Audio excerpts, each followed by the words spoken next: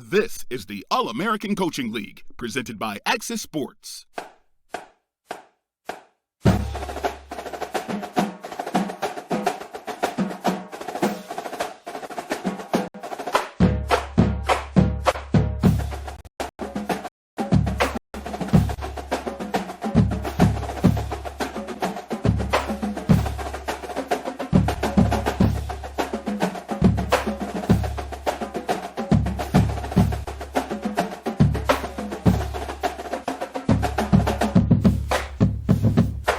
What's going on, people? What's up, party people with the AACL? Welcome back to the last night of week 4 in the All-American Coaching League, brought to you by Axis Sports. I am your host, Dave Axis.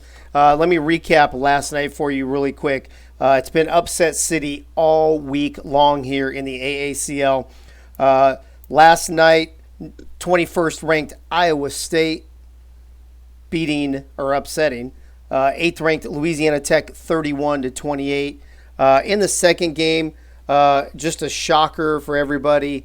Not that Georgia State's not a great team, the second ranked Panthers, but they really dismantled Central Florida, the number one team in the nation.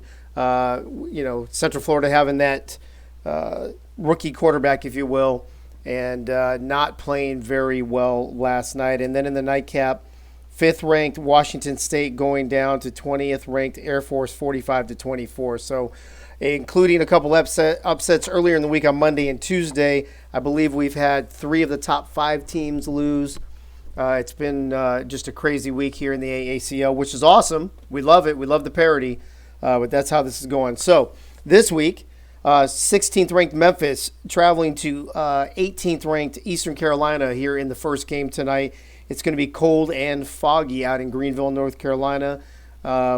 Also, Central Michigan traveling to Syracuse. It is snowing and cold in Syracuse, but it doesn't matter because they play in a dome. And then in the nightcap, we might be smelling upset city again. You never know. The 12th ranked Western Michigan Broncos traveling to the 4th ranked Akron ZIPS in the nightcap tonight. So I'm going to turn it over to tonight's crew in just a moment. But before, we have some more breaking news. As everybody knows, earlier in the week we had some breaking news out of Central Florida.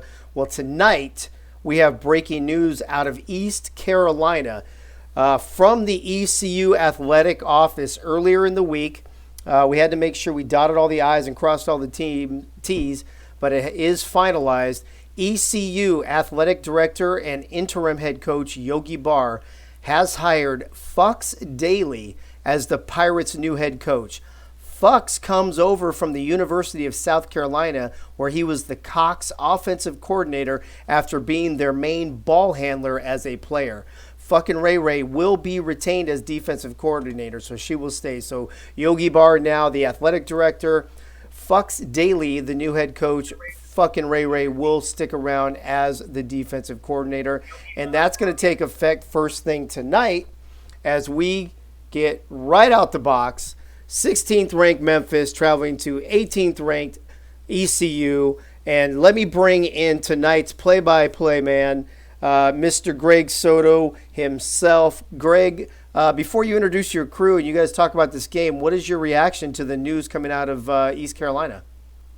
Yeah, wow, to hear that now coming from the Pirates, man. There's only one word. That's a lot of Barney mugging.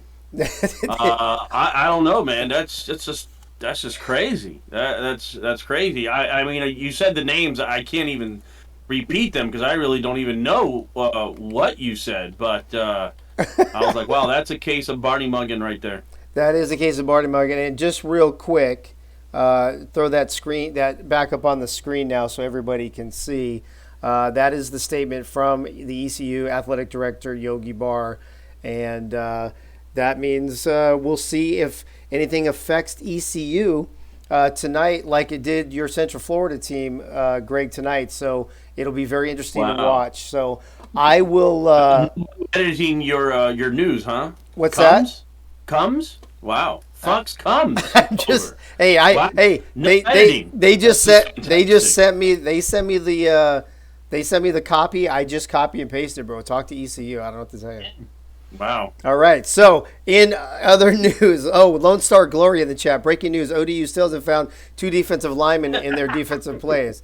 Well, I mean, the way they've been playing lately, you could have six defensive linemen; it wouldn't make a difference. Hey, real quick. Speaking of the Wow. chat, let me throw this out real quick, Greg, and then we'll turn it over to you. Gunny's here, Cacsips06, Lone Star Glory, Packer Fred, Sim Soccer Federation, Six Flags Magic Mountain, Sustin Justin, the Greg Soto, Biff Markham, Axis Sports, Dave Axis, and the whole 9 yards. Getting ready to kick this game off, Memphis and ECU. Greg, I will turn it over to you and your crew. Let you introduce them. You guys talk the pregame. I'll get things ready, and let's kick this off.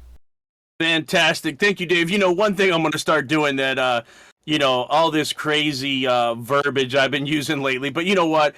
It's just part of the course, and I'm doing it with this crew, which I'm happy. Again, my crew tonight, David Leathers and Gunny. I've been muting myself every time I laugh. You know what? I'm not going to mute myself anymore. Some of these things need to be laughed at. Um, and this is just phenomenal. The league is just great already. I mean, 4 weeks in, I haven't had so many laughs announcing, watching, hearing people being the third wheel in a long time being in a league. So I just want to thank you, Dave, for starting this and bringing us, friends here from different discords, different leagues, bringing us together for this league. I've been having a lot of fun, and I am excited tonight for Mr. David Leathers and Gunny in the booth. How are you gentlemen doing? Hey, Greg, it's David Leathers here. Doing great tonight. Shout out, definitely echo what you said. Shout out to Dave for this league. It is so much fun, and shout out to everybody in the chat for making it up for this game. It's 2-1 and 2 teams here in the Bootleggers division, so I think it should be even matchup and a lot good game tonight. Great. How about you, Gunny? What do you think about this matchup tonight? Always a pleasure to be in the booth with you, Greg. I do have my notebook ready in case I hear any new sensational Asian words tonight. The game should be a great game. I'm looking forward to the bootlegger foes battling it out tonight in Greenville, North Carolina. Great to have you on the booth, gentlemen. Again, number 16, Memphis, going to Eastern Carolina, number 18. Both teams are 1 and 2. Pepper Rogers versus Fox Daly and defensive coordinator fucking Ray Ray. You have a multiple offense going against a 4-2-5 defense on one side, and then a pro style going against a 3-4 multiple. And David, why don't you talk about the players to watch here for Memphis? Oh, sure. So, I mean, we've got Moondoggy Trammell in there at QB. So just read the names out here of the key players. Stonefly Rush as well, halfback. And then Gunny Jarhead in the booth as well as on the field at cornerback, and Hitman Thomas, also the free safety back there. So I think really Memphis, if they're going to win this game, they're probably going to need contributions from all these guys. Yeah, it should be interesting to see. I know that Moondoggy's had some good games so far, so we'll see if he is able to do that again tonight. Yeah, he has. And how about you, Gunny? What do you think about players to watch over there on the Pirate side? Orgasm, Fuck Daily. I mean, Do You Swallow? I Be Humping. I mean, they sound like players that the coach kind of really likes to see on the field. Perfect. One thing that I haven't looked, and I'll look aesthetically. Does Porn Star, the QB, have a porn star mustache? That's something to look for to see if he actually has a good upper lip trim. Yeah, we'll keep an eye on that tonight. Yeah, don't worry about what's going on in the field. I want to see how thick that mustache is. That was the first X factor to watch out for. I agree. Perfect. All right, we're almost ready to go to the field. Again, it is a foggy 37 degrees in Greenville, and the number 16 Memphis Tigers at the Eastern Carolina Pirates.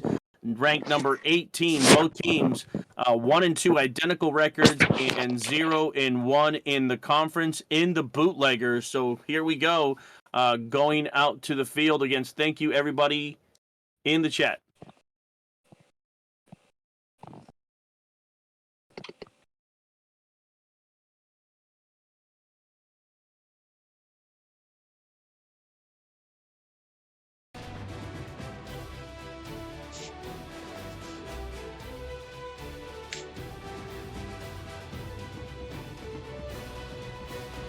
Yeah. I think we should be good.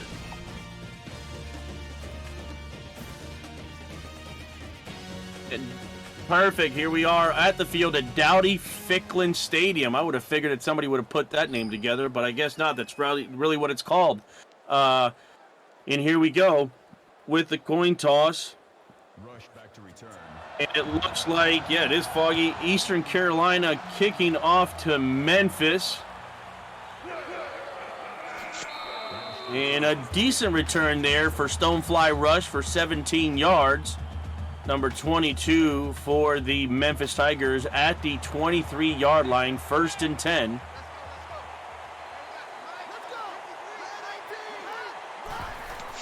And here we go, handoff to the running back. Willie Luke with just 3 yards there. Takes the ball to the 25-yard line. 2nd and 7 now for the Tigers here. Going too wide. And good pass there for about 6 yards, 5 yards to Stonefly Rush. That'll bring up 3rd and 3 for the Tigers. And Moondoggy Trammell, that's his first pass, caught for 5 yards. 3rd and 3. Let's see if they can get a first down here. And Moondoggy with the keeper right up the middle for 9 yards. First down, David Leathers. First big play of the game, and Moondoggy steps up there. So one for one, Greg. Definitely, and looks like Moondoggy keeps it again. Oh my goodness, going down the field. Takes about 3 Pirates with him. 24 yards there for Moondoggy Trammell. Moving the chains inside now. The Pirates side of the field now. 1st and 10 from the 37-yard line. Handoff to number 38 there, Willie Luke, 2 yards. Just that one pass so far, Gunny. The rest of the time, it's just, going down the throats of that Pirates defense, rushing the ball. I think right now the fog might have a visibility issue with the passing play. So if Moondoggy could keep running the ball, I would keep it up. Yeah, I would too. Stonefly Rush, 4 yards here. That's his first carry of the game. 3rd and 4 now for the Tigers, just outside the 30-yard line. 3rd and 4 here. Tigers going 3 wide. There's some motion by the tight end. And Moondoggy finding someone. There it is. Tiptoe.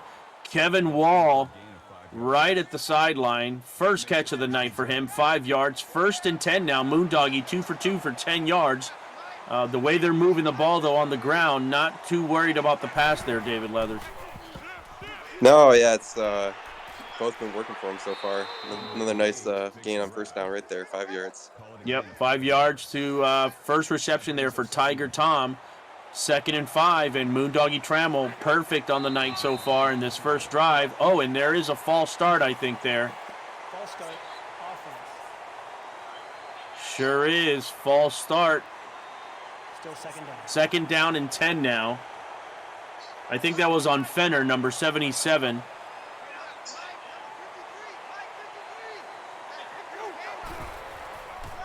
And here we go, Moondoggy with the keeper. Oh, just couldn't get past that defensive player there from the Pirates. Again, it's a little foggy, sometimes a little bit hard to see even on the play-by-play, but 3rd and 4 now for the Tigers inside the 20-yard line. Moondoggy trying to find some room, getting pressure. Able to pass the ball to number 34, Kevin Wall, 12-yard reception. Oh, and it looks like Moondoggy's down. Oh. Oh, my goodness, Moondoggy is injured. I don't know. I don't think that might be the backup quarterback there, David Leathers. I think so. And it's unfortunate if it is because he had A lot of good plays strung together there in this first drive. Yeah, and shooting blanks with 2 tackles now for the Pirates. That's fantastic. I haven't heard that name in a while. Thank God it doesn't happen to me. And there's a handoff. Oh, my goodness. What a tackle there by number 11. Stonefly Rush tackled right away. John Williams with 5 tackles already on the night. 3rd and goal now for the Tigers with a backup quarterback, number 10. Don't even know his name yet. Oh, my goodness. What a horrible pass. William Williams, 6'2", 200 pounds. Wow. What an arm. I mean, he needed to go 5 yards, and he threw it about 25 there. So there we go. 13 plays, 66 yards. David Leathers going for the field goal here and getting some points on the board at least. Yeah, I'll see if this goes in. But it's nice for Memphis to come away with points there at least. I guess we'll wait and see on the status of Moondoggy. I like the symmetry of William Williams' name, but we're not so sure about his on-field talent just yet. Oh, wow. And on the return, he muffed that and he picked it right back up. Isaac Richardson for 20 yards, and the Pirates start here 1st and 10 at the 23-yard line, Gunny. What do you think the Pirates have to do here? That was a 13-play, 66-yard drive, 3 minutes and 9 seconds, taking off the clock for the 3-point field goal. Perfect. And Vibrator, very vibrant in picking up 12 yards there from Pornstar. And I don't know, with all this fog, I don't think we're going to see if Pornstar has a mustache or not tonight, guys. But if you can't, Orgasm with a 3-yard rush. Gasm there, gasming for 3 yards on that Tiger defense. 2nd and 7 now from the 37-yard line. And Pornstar hands it off to Gasm again, I believe, for another 11 yards. Gasm gashing right through those Tigers. 1st and 10 now at the 49-yard line, it looks like. Good passer to the tight end, Brader, for 5 yards. That's his 2nd reception of the night, 17 yards now. Pornstar's also, yeah, that's a huge tight end. I mean, man, when he came out of the room, that was Bam Bam from the Ham Ham. And there we go, pass to number 3, happy ending. I wonder if he's cousins with Wang Fat on my team, but that's his 1st reception, 18 yards. 1st and 10 now, inside the 50, David Leathers, and the Pirates just moving the ball real quick here. Yeah, the name crew on East Carolina seems to look like clicking right now. He's moving this ball really efficiently. Orgasm again there. Yeah, big rush there by Gasm. Now inside the red zone, Gunny. These Pirates definitely moving the ball. And again, they go to Gasm, and they had not so well. They bottled that up real quick. Hitman Thomas. What a name, Gunny. Hitman Thomas. I like it. I mean, Orgasm's got 35 yards rush, and that was the first negative play. And Pornstar is 3 for 3 in the passing category. Here is 2nd and 11 now. Now that's John Day, the backup, for 7 yards. 3rd and 5, right at the 10-yard line for the Pirates. Again, Pirates trying to defend home field here, ranked number 18 in the AACL against the number 16 Memphis. Pornstar, plenty of time, and that's an interception. Wow, what an interception there, David Leathers. Wow, Pornstar really he hung the pass up just a little too much, gave Memphis time to get under it. Tough for ECU not to come away with at least 3 right there. And now the Tigers take over after that interception. Trying to get out of the 10-yard line here. Stonefly rush, and that'll bring it in, gentlemen, to this first quarter. Low scoring, Memphis 3, ECU 0, while we watch these highlights. Has there been a medical report on the quarterback for Moondoggy? Not yet. I haven't seen it. I have not seen it. Have you, David? I've not seen it either. No. And Moondoggy handed it off to Stonefly. Oh my goodness, what a block there. Finally brought down. Huge yardage there. That must have been about 23 yards, I believe, for Stonefly Rush. 1st and 10 now at the 39-yard line for the Tigers. Also, there you go, getting from the booth that Moondoggy is back in the game, number 11. He looks a little slow, though, David. I'd say so, Greg. Yeah, and it's if you take that dimension away from him, it'll be interesting to see how Memphis will, account for that. Yeah, he looked very slow there on that very first run after coming back from the injury. We don't even know what the injury is. They must have put him underneath the tarp. And oh my goodness, Stonefly Rush is now hurt.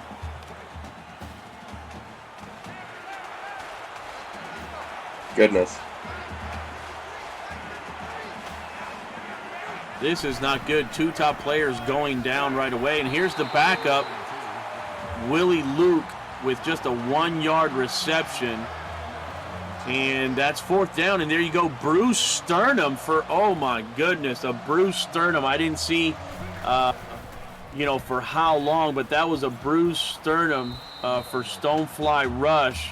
I don't even know if he's going to be able to get back into the game. Will return soon. Will it? Okay. Wasn't able to see that.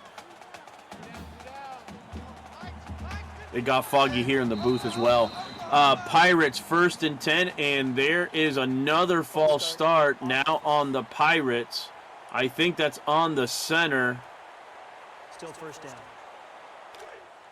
And again, with 3:50 left in the game, 1st and 15 now. Memphis 3, ECU 0.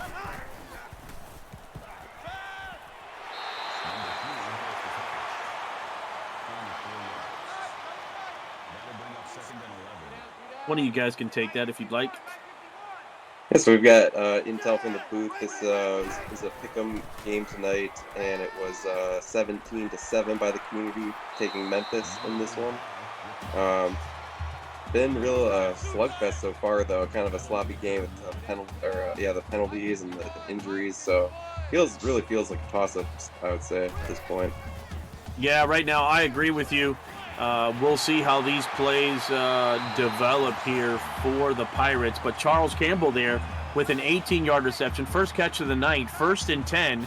Now in Memphis Tiger territory. Pornstar 6 for 7 there. So far, the injury bug has not affected the Pirates. Oh my God, this is a fumble picked up by the Tigers. Number 56, the linebacker going down the field.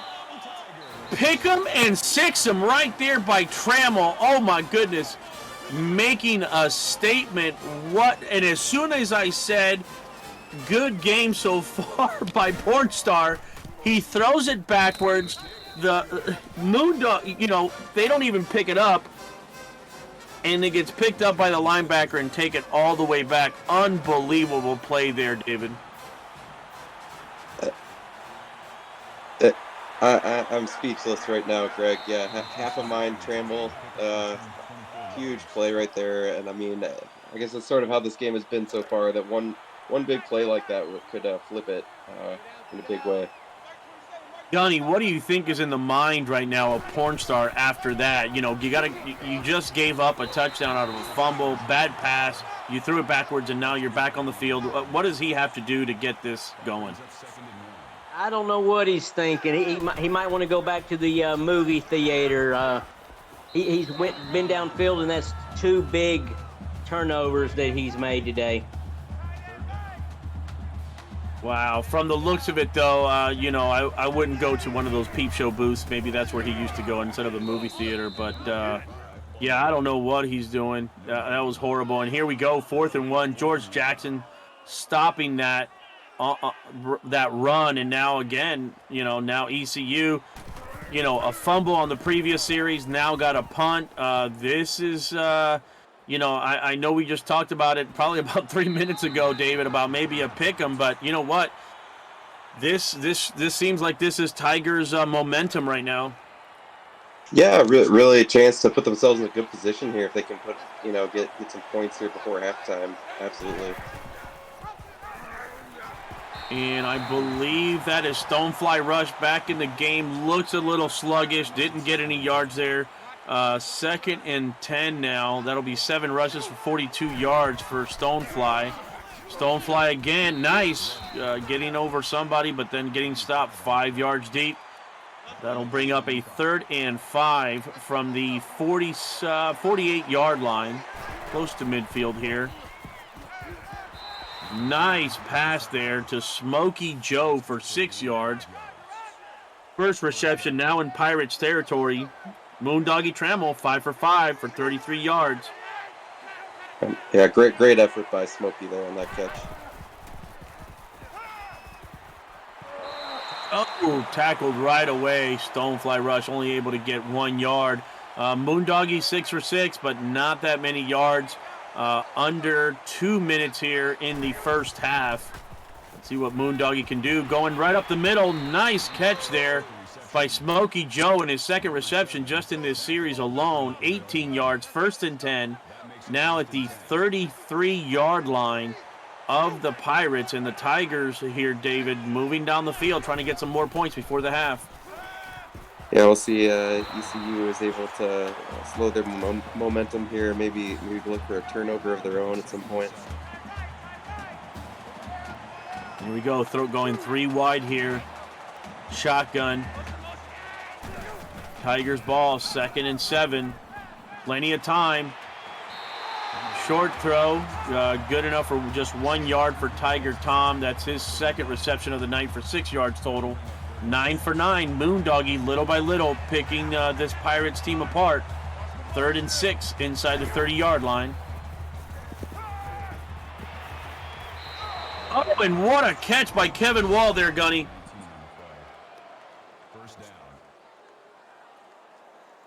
I was surprised. I was thinking it was going to be a floater like a ECU threw earlier that got intercepted. I was thinking it was going to be returned to favor. Yeah, I'm always leery about those little, those long floaters that just hang forever. Moondoggy with a pit. Oh! What a hit there, David. Oh, my goodness. Yeah, I was surprised we didn't see another injury on that play. Oh, and now he's out for back spasms, gone for the rest of the game. What a hit that was on Stonefly Rush. He is out of the game, folks.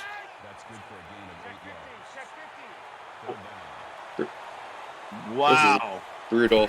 It's a slugfest tonight, absolutely.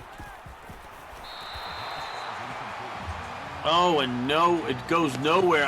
Well, what do you think, fellas? What do you think? I mean, these guys are going to go for a field goal here. They're probably going to make it 13-0. But now having to deal with the game with no Stonefly Rush for the rest of the game. 2nd time he's been injured. Now he's definitely out for the game. How's this going to look? I mean, this half is almost over. But how's this going to look for Memphis for the rest of the game? That was the first incompletion by Moondoggy, but the only category that East Carolina is winning right now is injuries to the opponent. Yeah, it's going to be interesting to see. Earlier we were sort of thinking that Moondoggy might have been injured, and how is that going to affect it? And now I think with Stonefly gone, it's definitely going to affect what they're going to be looking to do in the second half. Yeah, because they've been throwing, but it's been short passes. Most of the things have been going, on the ground. Happy ending. Oh, happy ending. Wow. Okay. Happy ending. Good catch there. Under 30 seconds left. Pirates. Gasm going nowhere. Wow, Gasm's only having 8 rushes for 32 yards. I thought he would have had a little bit more. He would have been bursting out a little bit better than that. But Pornstar now incomplete, 3rd and 12. I would be leery of giving the ball back to Memphis with under 30 seconds because this field position might not be that bad if they get the ball back right away. And can't get the first down. Doggy Styles. Timeout is called. And, wow, and Memphis will get the ball back here. I don't know what they're going to be able to do. Hopefully get into field goal position. But we'll see here. Yeah, 6-yard return there by Flash Freddy. Just 12 seconds. They have 2 timeouts, but I don't know. That's really just maybe 2 plays. We'll see what they come up with. Yeah, it might be tough to do much with this, but I think Memphis, going into the half, if they do go into the half 13-0, I think they can be pretty decently happy about that, given all that's sort of transpired here. Yep. Willie Luke with an 8-yard, the backup running back with 8 yards now. Time going down. Memphis trying to do something, and 1 second left still. Smokey Joe getting out of bounds, getting hit out of bounds. Stops the clock, 1 second left. A little bit of drama here at the end of the second quarter.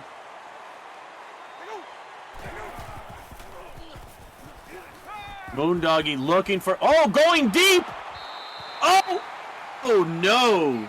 John Williams takes care of that. No reception there. Would have been crazy. Went deep. I didn't think he was going to do that. But Memphis, gentlemen, up on ECU 13-0. Number 16 taking it to the number 18 Pirates. So what do you think about this, David? What do you think about the half so far as we look here at some of the highlights? Yeah, so I mean, we touched on some of it before, with the injuries that have gone on, and there's been penalties, that turnover there by Memphis. I think really Memphis's defense, all in all, played an outstanding first half of football, and if they keep playing like this in the second half, that their offense might not need too many more points in this one. But yeah, great effort, and ECU certainly not out of it. Only 2 scores, so still could get back into this game. Perfect. And what do you think, Gunny, so far of this game? What's been going on as we see the halftime stats here? Well, the best drive of each team was their first possession. Memphis had that long drive, 66 yards on the first possession, went in with a field goal. And East Carolina drove all the way inside the red zone, threw an interception right on about the 3-yard line that killed their momentum. And then the big play was by number 56, that pick six by the linebacker. That's the difference in the game. 1 defensive touchdown and 2 field goals. Yep, you're definitely right, Gunny. And then we'll have to see how Memphis transitions here without having Stonefly Rush in the game. But we'll have to wait for them to get in their next series as the Pirates receive this half and we get back into action. A good return there for 31 yards for Isaac Richardson.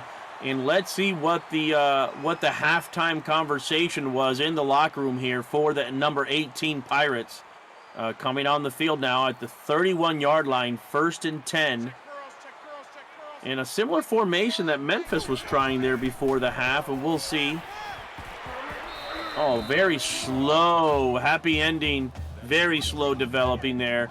4 receptions, 37 yards. You never want a very slow, happy ending, especially when the cops are about to bust through the door. Right there, David? I tend to agree with you on that one, Greg. I didn't even know you knew what that was, but I guess you do. Good thing your significant other doesn't even listen to this broadcast. We can hope. Mr. Kraft. And a handoff there to Gasm. Let's see if he could squirt right through that Tiger defense. 2nd and 2 now inside Tiger part of the field, and here we go. Pornstar, wow. He could have kept going. Why'd he turn around? Somebody must have grabbed his ass. That's what I do. I turn around like that when somebody grabs my ass there, Gunny. I don't know. He could have kept going. I think so. I think somebody squeezed his Johnson and made him twist around. I think so. He got a U-turn Jones on him. And there we go. And again, Pornstar ramming right through that linebacker, I believe. 1st and goal now for the Pirates. Pirates coming alive. Yeah, coming out with a purpose here, Greg. They look like they want to, get some points on the board here. Maybe make it a 1-score game with a touchdown. And just inside the 5-yard line, 2nd and goal now. for Pornstar and these Pirates trying to get a score here. There we go. Oh, my goodness. That was completely open. Unbelievable. Pornstar with the run into the end zone, giving ECU their first touchdown of the game. This team looks completely different than we saw for 2 quarters, David Leather. It was fun to watch Pornstar just doing dumb field like that. And, hey, it's a one-score game now, and anybody's ball game, really. Yeah, I think Pornstar got tired of Moondoggy having everything, and he's like, hey, let me get some stank on my hang low for a little bit. 13-7 now. Memphis gets the ball back. Good return there by Flash Freddy for 23 yards. And here we go, Memphis 13-7. 32 plays to 27. And yardage-wise, they're pretty much even. In first downs, they're even completely. Again, we want to thank Biff Markham, Dave Axis, Dipwad 1987, Gerald Winkler, Goals Official, Gunny McGuire, Caddy Naw, Cap Zips 06. Big run there by the backup. Oh, no, by Moondoggy Trammell again. And Cat Naw, I already said that. Lone Star Glory, Packer Fred 38053. Six Flags Magician Mountain. Damn, that's a good ride right there, man. Make sure you have all your clothes with that ride. That could hurt, especially if they pinch. And the Greg Soto, thank you for watching. Inside now, the Pirates' 50-yard line. And here we go, Tigers 2nd and 3. Let's see what Moondoggy can do. Pitch to the backup. Oh, can he get it? He cannot. Willie Luke, only 2 yards, just shy of the first down. 3rd and 1 now. Do you swallow? Yes, they do you. 5 tackles. Unbelievable name. That is fantastic. Do you swallow? Swallowed that man again. And the Pirates hold him down, and that's also with the help of John Williams and Do You Swallow. That's got to be one of my favorite names right now, David Leathers. There's so many good names in this league, but that is a great one. I know that's a good name, but I was asking you, do you swallow? No, I'm just kidding. No big deal. You don't answer that. Not here. And big punt there, and now Memphis gets the ball back. Is it Memphis? No, Pirates get the ball back. 1st and 10 at the 20-yard line. They're looking to spread them and pound them again like they did last drive. Yes, you are correct. And Gasm again, for only 46 yards. He's doing his best there, but I was thinking Gasm would be having some more yards here. And again, 10 yards. Here we go. A better average here in the last 2 runs. 11 runs so far for 56 yards. 1st and 10 with 2 minutes left to go in the 3rd quarter. Pirates now moving the ball. Good pass there to the happy ending now with his 5 yards, his 6th reception for 57 yards. Happy ending, having a hell of a game so far for the Pirates. Pornstar, good pass there to Doggy Styles for 6 yards, 1st and 10. And David, Pirates just moving the ball fast here down the field. Yeah, they're getting the ball to all their different weapons, and with the Orgasm, he starts running well. That could be a big advantage for them with Memphis with their starting running back. And Doggy Styles there with the reception. Pornstar now 13 of 15. Now in Memphis Tiger territory. Big target there by Vibrator. That's his 3rd reception. That is a big man, Gunny. Yeah, he is. East Carolina had 129 yards total in the first half. I believe they're already eclipsing that already in just the 3rd quarter alone. Yeah, I feel sorry for Vibrator's girlfriend. I hear she's only 4'11", 110 pounds, and that is a huge man to take. And there we go. And Pornstar trying to find. Getting the pressure of the Tigers brings up 2nd and 10 now from the 26-yard line. Let's see what the Pirates can do here. Going 3 wide. Single halfback. And good pass right up the middle to Brad Marshall. Who is that normal name man there, David? It's an enigma, perhaps. I'm not sure. Nice play, though. Yeah, good play. And here we go for Gasm. 6 yards, 1st and 10 now. Gasm having a good series here. Up to 13 rushes, 67 yards. Too bad it's not 69. Maybe he'll get the 2 yards here. 1st and 10 in the red zone. And here we go, Gasm with 3 yards.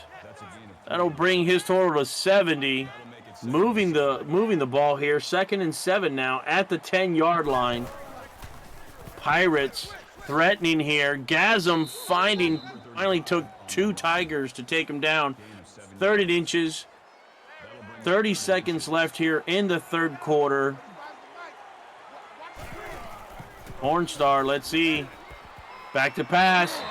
Oh! Half a mind Trammell there for possibly the deflection, and the Pirates will go for a field goal here to go up 9. They should have let the vibrator or the Gasm pound it in the middle. Yeah, it's ECU getting the field goal. Sorry, I was confused. Now bringing it to just a 3-point game. A close game here, like you said, David. This is going to be a pick-em, I believe. Memphis with a 3-point lead right now. Oh, for sure. This is coming down to the 4th quarter. I think no surprise, based on everything we've seen so far. Should be fun. Yeah, and total yardage there. East Carolina up a little bit on the yardage. They just had the ball. We'll see what the answer will be here for the Tigers. 18 seconds left. 1st and 10 from the 23-yard line. Moondoggy finding room right up the middle by Smokey Joe. 19 yards. Moving the chains. 12 seconds left in the 3rd quarter. 1st and 10 from the 43-yard line. Tigers now moving the ball. Moondoggy pitch. Oh, good run there by Adam Lott. Haven't called his name. That's his first rush. I believe he's the 3rd-string running back. And like Dave says, put your 69s in the chats. We're going into the 4th quarter with number 16 Memphis up by 3 here, leading ECU, number 18 ECU, 13-10. And here we are, just inside Pirate territory in the 48-yard line. Moondoggy with the keeper now. Oh, 1st down. Great effort. Yeah, good effort there. Here we go, Moondoggy changing the play. 4 wide, shotgun again. Oh, and what a fake. Oh.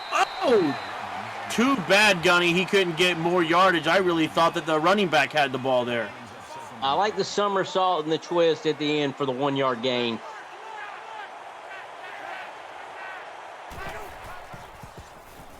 And Moondoggy trying to find somebody open, and there we go. 1st and 10, Joseph Lawson. I believe that's his first reception of the game. And here we go, Tigers moving the ball. 100 yards now for Moondoggy, and 8 tackles for Do You Swallow. Having a hell of a game. Oh, Moondoggy. Oh my goodness, Gunny and David. He could have caught that and ran into the end zone. Oh my gosh. That's the type of play I was trying to figure out that dance move by Moondoggy.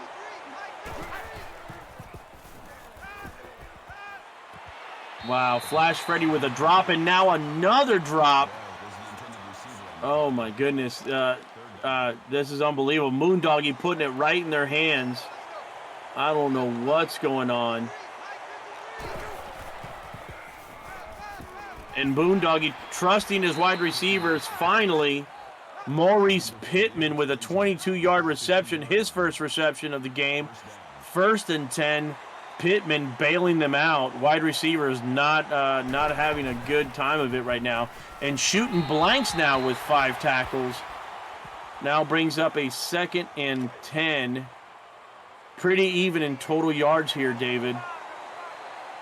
Yeah, it's someone is going to have to break this sort of evenly matched tie we've got going on between the offenses. Curious to see who it's going to be. Moondoggy there on the keeper, 5 yards. I found out, Gunny, what that dance was that Moondoggy, he was doing the goat's jig.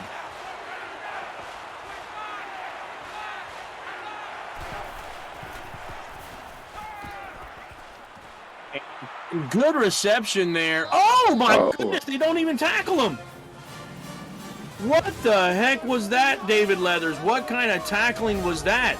It looks like the Pirates. Let's see what happened here. I need to see this replay. They literally just grabbed him in the ass and let him go. Oh, my gosh. Oh, That's what made him leap the next 3 yards into the end zone with that grab ass.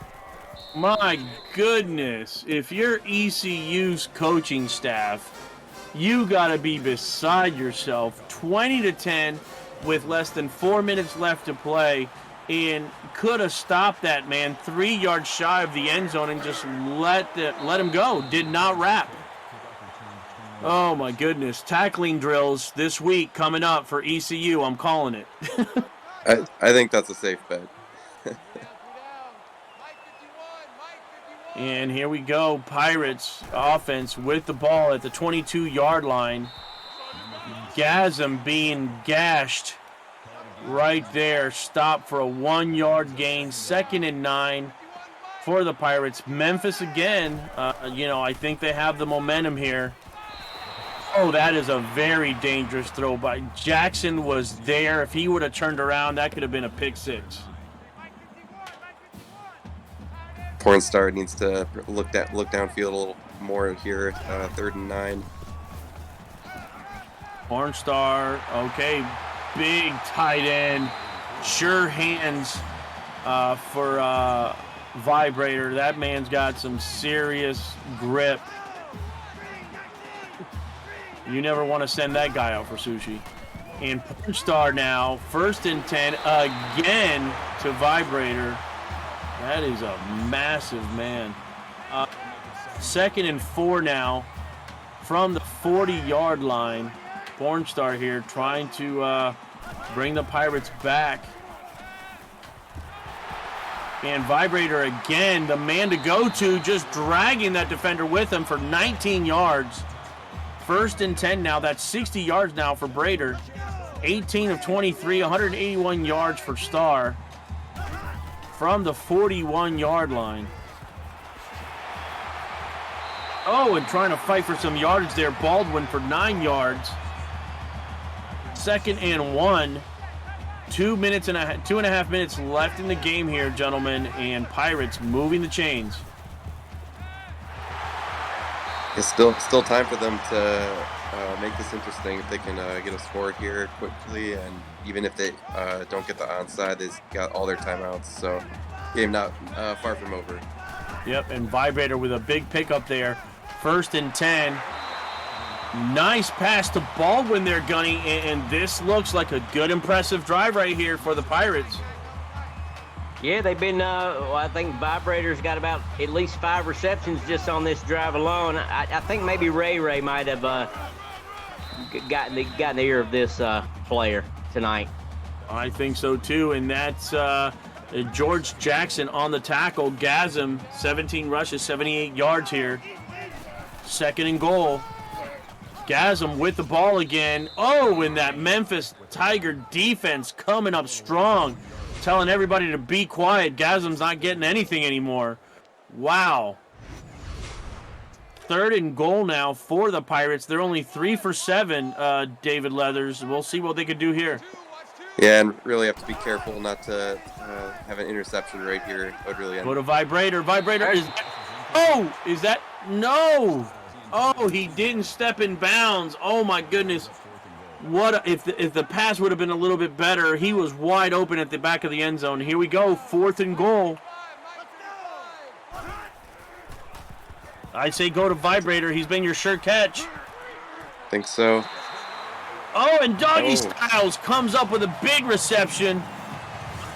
Touchdown, Pirates. pending the extra point, we have a 3-point game here. Wow, nice try there by the Tigers to try to deflect that, but Doggy Style says, hell no, give me that ball. Now 20-17 with just a minute and a half. Let's see what these Pirates can do if they can make it. Here we go, onside kick.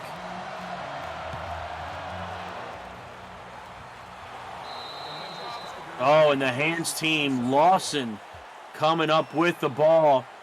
And ECU still has an opportunity here, fellas. If they could hopefully stop these guys and make them not get a first down, they might have a chance with their timeouts. And here we go, Willie Luke with a big reception, 3 yards. You give up a first down here, Gunny and David. I think it's pretty much done.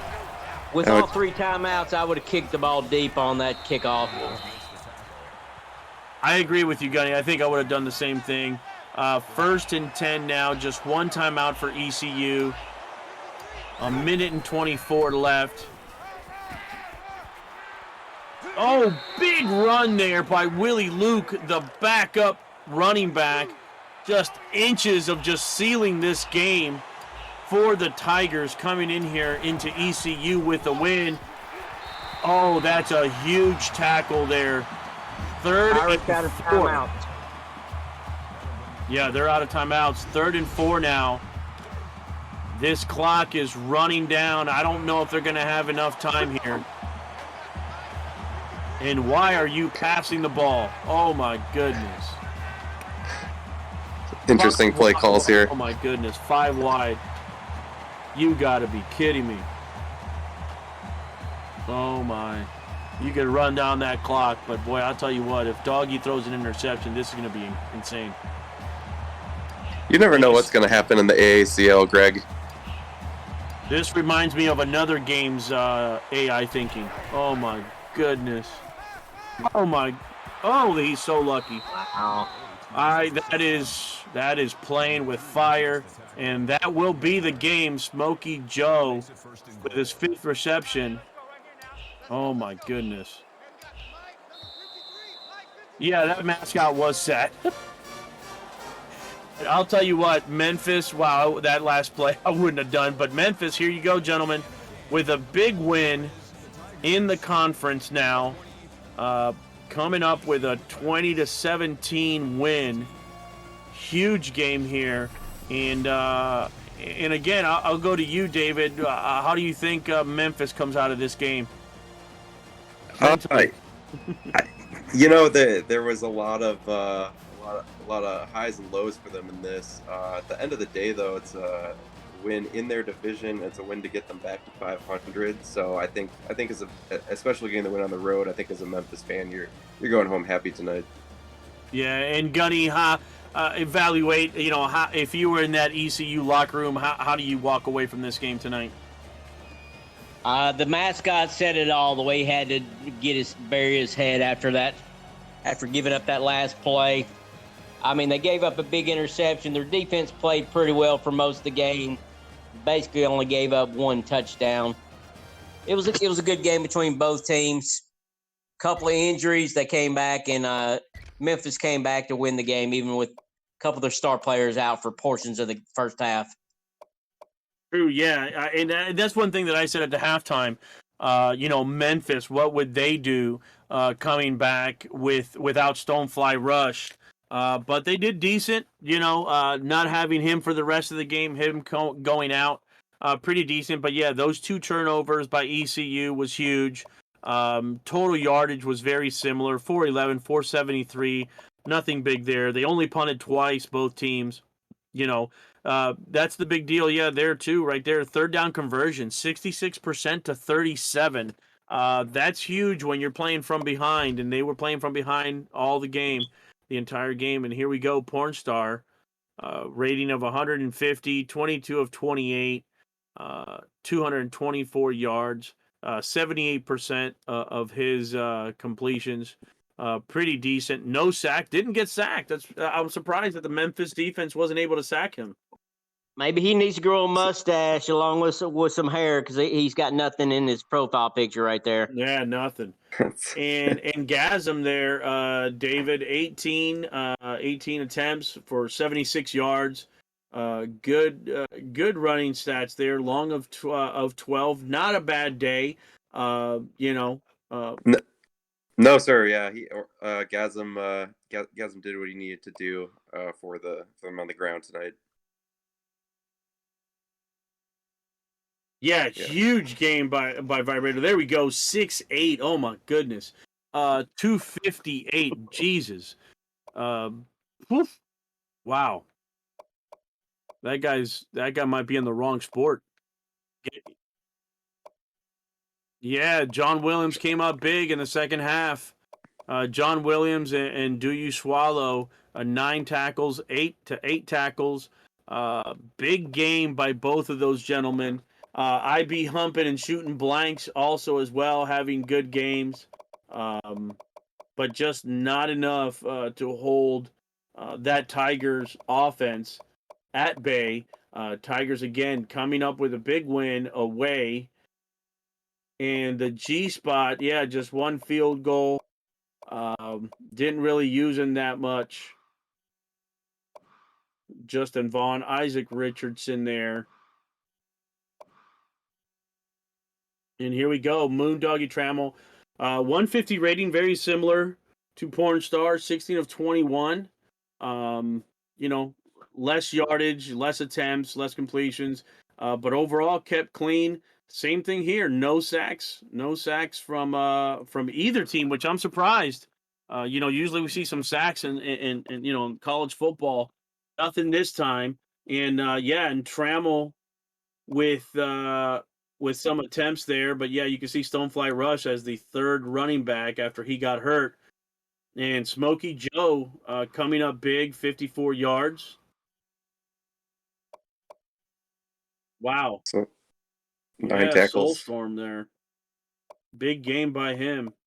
Overshadowing, really, with the exception of Trammell picking up that fumble and, and scoring 52 yards. Huge for Trammell.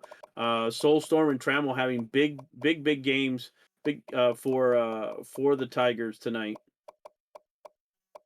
I really felt like both the turnovers are always big, of course, in football, but both the ones that Memphis got tonight were big. There was the one that obviously Trammell took back, and then the other one took points off the board for ECU. Yeah, and you're right, and they were actually that was a throw to the end zone that got picked off, which was huge. Yeah, those are two huge plays, mistakes by Pornstar. And here we go to our post game. And again, thank you everyone for tuning in to week 4, day 4 of the AACL here at Access Sports Twitch TV. Much appreciate everybody tuning in as we go into this post game stats. And there you go, David and Gunny. What are your thoughts here on these post game stats overall? Yeah, go ahead, Gunny. It looks like both teams were pretty well balanced. I mean, like I said, it was a tale of two halves. Memphis controlled the first 2 quarters, and look at East Carolina. I mean, they took a big step towards making this game competitive in the third quarter. I mean, it's a shame that they didn't score that second touchdown when they were driving down the field. It would have made the game, I believe, maybe a tie game at the time. Yeah, so I sort of felt like East Carolina did everything that they possibly could have to get back in this game and came up just short, but definitely made for entertaining contest for all of us watching tonight. Yeah, and there we go. Players of the game, Pornstar, 22 of 28, 224, 5 carries, 43 yards, 2 total touchdowns. Good game, and Williams had a hell of a game for Carolina as well. Half of mine Trammell getting defensive player of the game. It was that fumble return for a touchdown that just was pretty good, and it showed 20-17. Big play there. Trammell, also Trammell Moondoggy, just keep it clean, simple, nice game. commanded the field, didn't make any mistakes, and it was just enough to have Memphis win this game here. I think that's right. He was given the player of the game by the game itself, and he played good mistake-free football. It's what you want out of your quarterback. Yep. Perfect. And again, thank you for tuning in. And here we have a little bit of some of what's going to be happening here for the second game of the night. What do you think about this, David and Gunny? Number 19, Central Michigan, going to Syracuse, number 15, from the DFD division, both 1-2. CUSE is 1-0 in the division. So what do you think here about head coach Tom Krieg going against head coach Peter Fitzwell, David? Yeah, just at a glance, this is pretty similar to the game we just did. It's two 1 and 2 teams in the same division going head to head, and I also noticed both teams are running the same 4-2-5 defense, so should be pretty competitive again, I think, as our first game was. Yep. And how do you feel about these players to watch for this game here leading up, Gunny? Taz Wolfswinkel and Harry Winkler as these quarterbacks. I'm looking forward to seeing Vaughn Wolfswinkel and rolling for the Chippewas. I mean, this is Coach Tom Krieg's second game. Their first game was last week in the snow, a home game. So this is their first away game. I'm sure they're going to appreciate being in the friendly confines of the Carrier Dome in Syracuse, New York. All right, everyone. And thank you again for tuning in. On behalf of myself, the Greg Soto, David Leathers, and Gunny, I'd like to hand this off to the next crew, play-by-play, Patches O'Houlihan, color commentator, Cliff Allen, and the third wheel, Yogi Bar. Gentlemen, take it away. Don't ever forget, don't get caught up with some stoop steak smothered in underwear sauce. Take it away, boys. Hey, thank you, Willie. I appreciate it. AKA Soto, David Leathers, and Gunny for that call on that last game. I'd like to welcome my color commentator, Cliff Allen, and our third wheel, Yogi Bar. How you doing today, guys? Yeah, what an introduction. I don't even know where to begin with that. I don't want to step in any underwear sauce, that's for sure. Okay, real quick, you don't know where to begin. Don't begin with tube steak smothered in underwear sauce. That's not to begin. Have fun, gentlemen. Words of wisdom. Thank you, sir. Hey, tonight we've got the number 19 Central Michigan at the Carrier Dome being hosted by Syracuse, and probably one of the lamest college nicknames in football, the Orangemen, led by Eagle Mondavi, head coach Peter Fitzwell. Tom Krieg is bringing his Central Michigan team in, sitting at 1-2, Syracuse at 1-2. Cliff, what do you got to say about Central Michigan? I think key to the game here is going to be the performance with Rollin', just as our post-game crew identified. He's going to have a big game if they're going to walk away with the W. All right, now, Yogi, this is my first real chance. Now, I did catch a little bit of Taz Vaughn Wolfswinkel, but this is my first game to call of his. How is he going to be able to defeat this 4-2-5 defense of Central Michigan? He's got to spread the ball out and hit the open receivers, but that's what they're going to have to do to combat rolling. All right, let's take it to the field. We are live from the Carrier Dome, where the weather outside is frightful, but the air inside is delightful. Let's take it away. We need about 10 more seconds, I've been told. The air isn't quite delightful yet. It's not delightful yet. Maybe they forgot to flip the switch. Quarterback Henry Winkler down there warming up. And here come your Orangemen.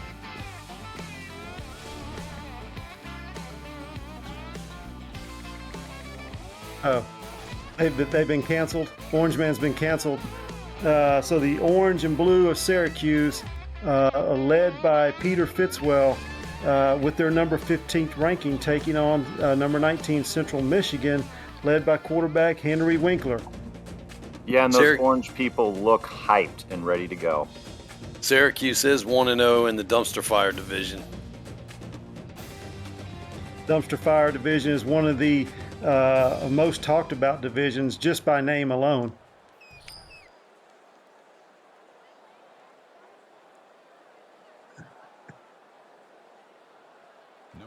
All right, looks like Central Michigan will be kicking off to Syracuse. Syracuse on offense. We get our first glimpse at Taz Vaughn Wolfswinkel with a good return, brought out just past the 40-yard line by Wendy's Chadwick.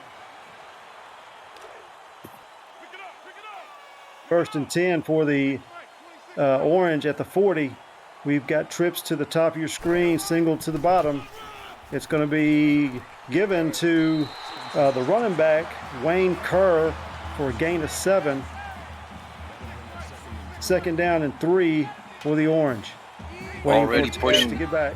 Already pushing midfield. Von Wolfswinkel has kept for an 11-yard rush. First down Orange into Central Michigan territory.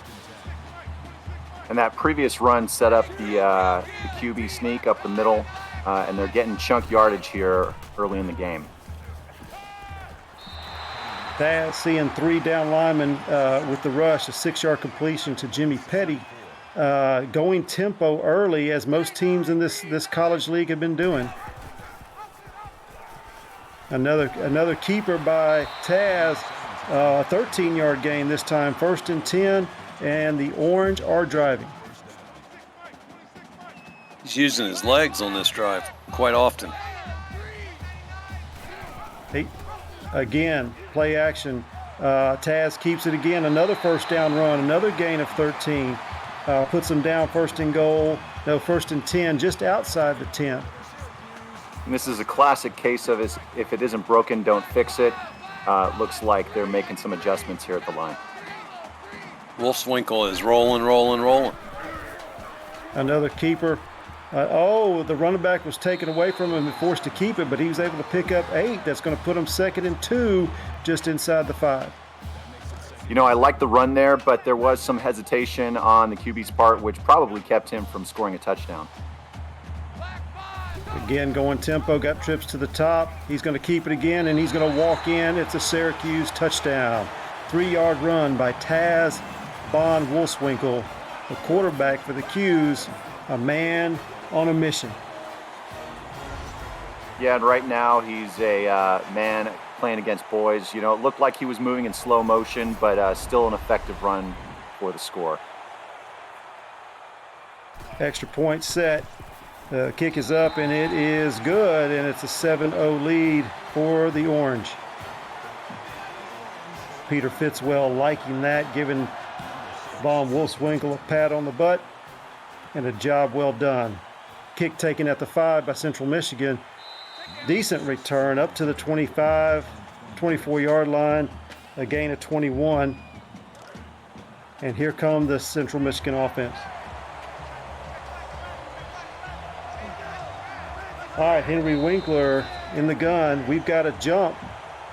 Flag down, our first penalty of the game. It's a false start by Central Michigan, not the hole you want to be in at 1st and 15, trailing 7.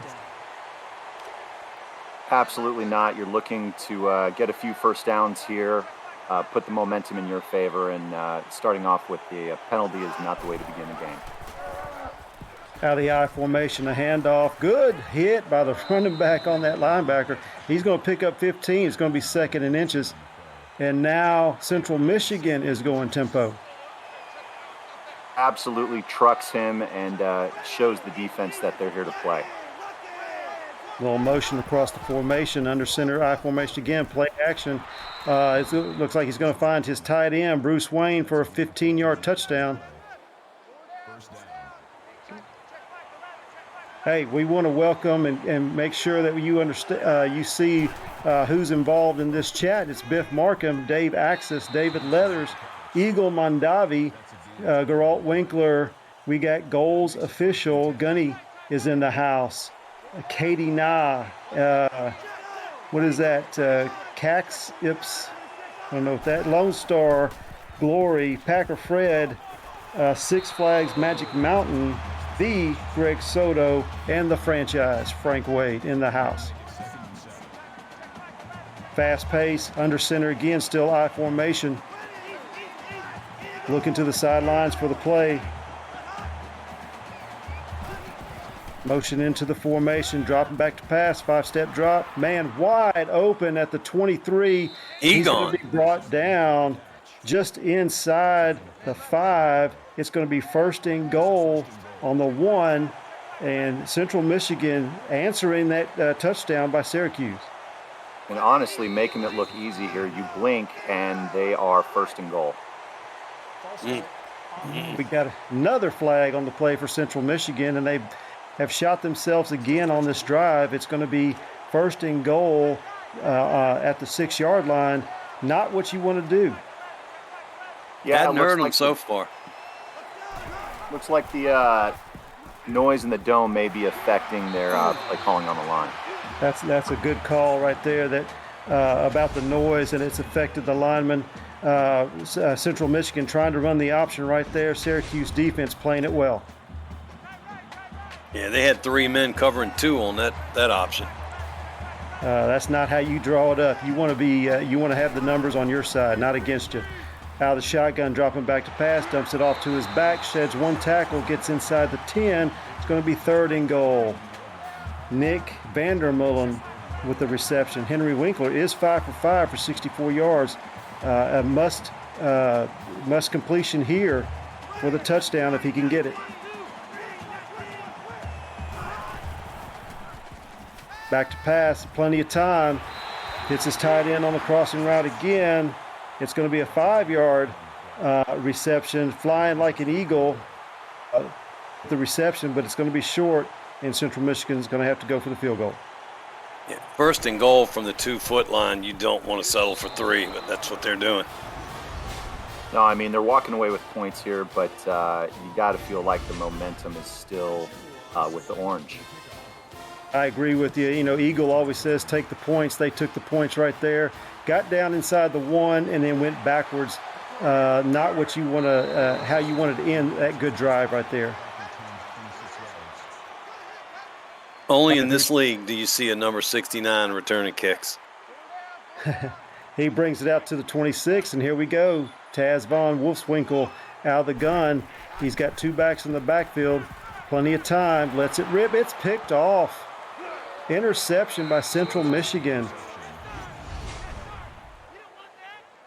Michael Spencer with the interception is going to set Central Michigan up in good shape, deep inside Syracuse territory.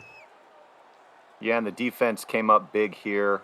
They got the ball on the other side of the field, and now they're going to look for more points, hopefully not a field goal this time around.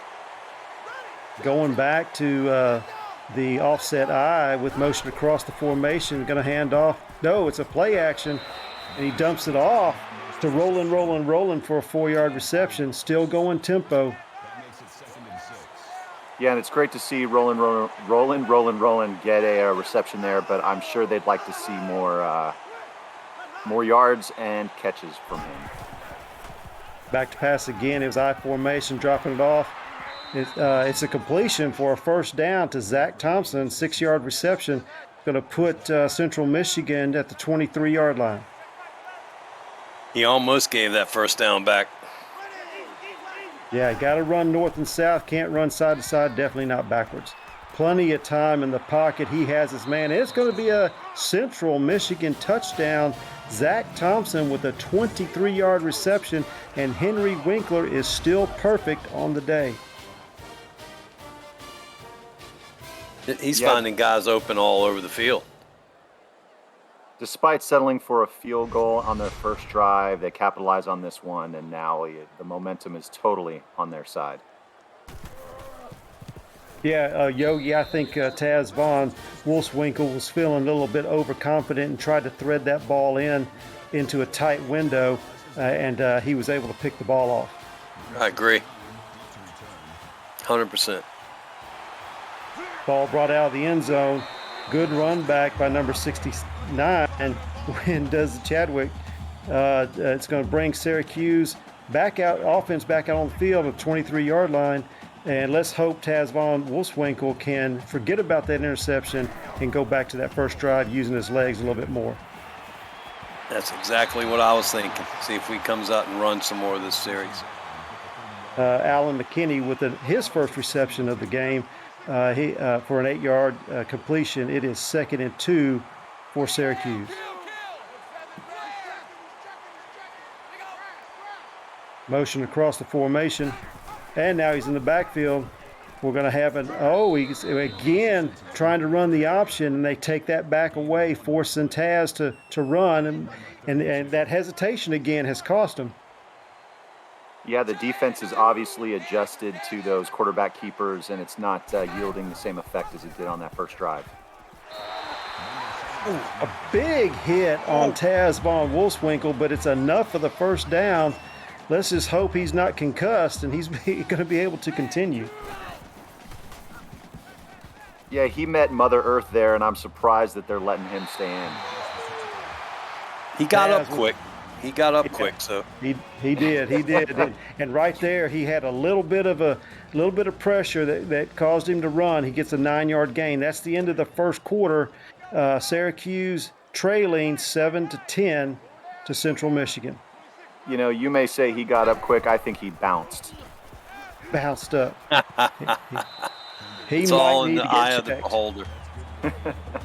Hauled down from behind by Nick Campbell. It's going to be 3rd and 1. Vaughn Wolfswinkel waiting for his skill players to get back lined up. I think Lone Star Glory is renaming the whole Syracuse team on this chat. He's going to keep it, and again, Vaughn Wolfswinkel is met at the line of scrimmage, and it's for a 2-yard loss, actually. It's going to be 4th and 3. Central Michigan, Cliff, has adjusted to that quarterback run, and it's put some pressure on Taz. What do you think? You know, absolutely. I think they're going to have to take a look at the playbook and dig a little bit deeper, looking for those short out routes to get rid of the ball quickly. Yogi, we said that on the first drive, Taz used his legs a bunch, and they marched down the field easily, and then they tried to do it again, but Central Michigan has adjusted. What does Central Michigan need to do here now? They should see a lot of rolling on this drive, eat the clock up and drive it down the field. It would be ideal for them to put some more points on the board that way. Well, there you have it, rolling with a 5-yard gain, 2nd and 5 for Central Michigan. Henry Winkler getting the play. It's going to be a handoff again to rolling for a gain of 5. First down, Central Michigan. That's right. Nothing complicated here. Holding on to the ball, ensuring no turnovers, and eating up the clock, especially when you're on the road. It's an effective game plan. Yeah, they want to impose their will now. 3rd straight run to rolling, and the 3rd straight 5-yard gain. Central Michigan driving almost into Syracuse territory.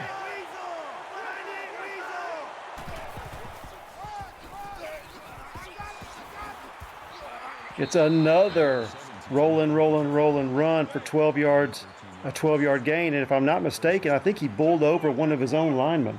Looked like it. Plenty of time. Roll out for Winkler, dumps it off for a 7-yard reception to Flying Like an Eagle. And I like that play call. You got to keep the defense on their toes, move away from those up-the-middle runs. I agree. I saw where the play action kind of sucked those linebackers up, giving the window to Fly Like an Eagle right there. Winkler sacked by Chuck Williams for a 4-yard loss. Looked like he was confused, like he was trying to hand it off, and the running back didn't take it, and he was standing there with it and didn't know what to do with it. Looked like Roland didn't want it. Roland's run about 4 or 5 times in a row. Yeah, definitely some miscommunication. Roland's tired. He needs to come out. take a break. Almost picked off. That's his first bad pass of the game. He's 10 for 11, but that one could have been a pick six. Yeah, number 9's going to see that in his sleep tonight. And in the film work during the week. Nice catch. Good pass. Excellent catch by Zach Thompson for a 10-yard gain, and it's a first down for Central Michigan. I was kind of worried about Winkler after he took that hit on that sack. He looked a little looked like he was out of it, but looks like on that play he picked it up.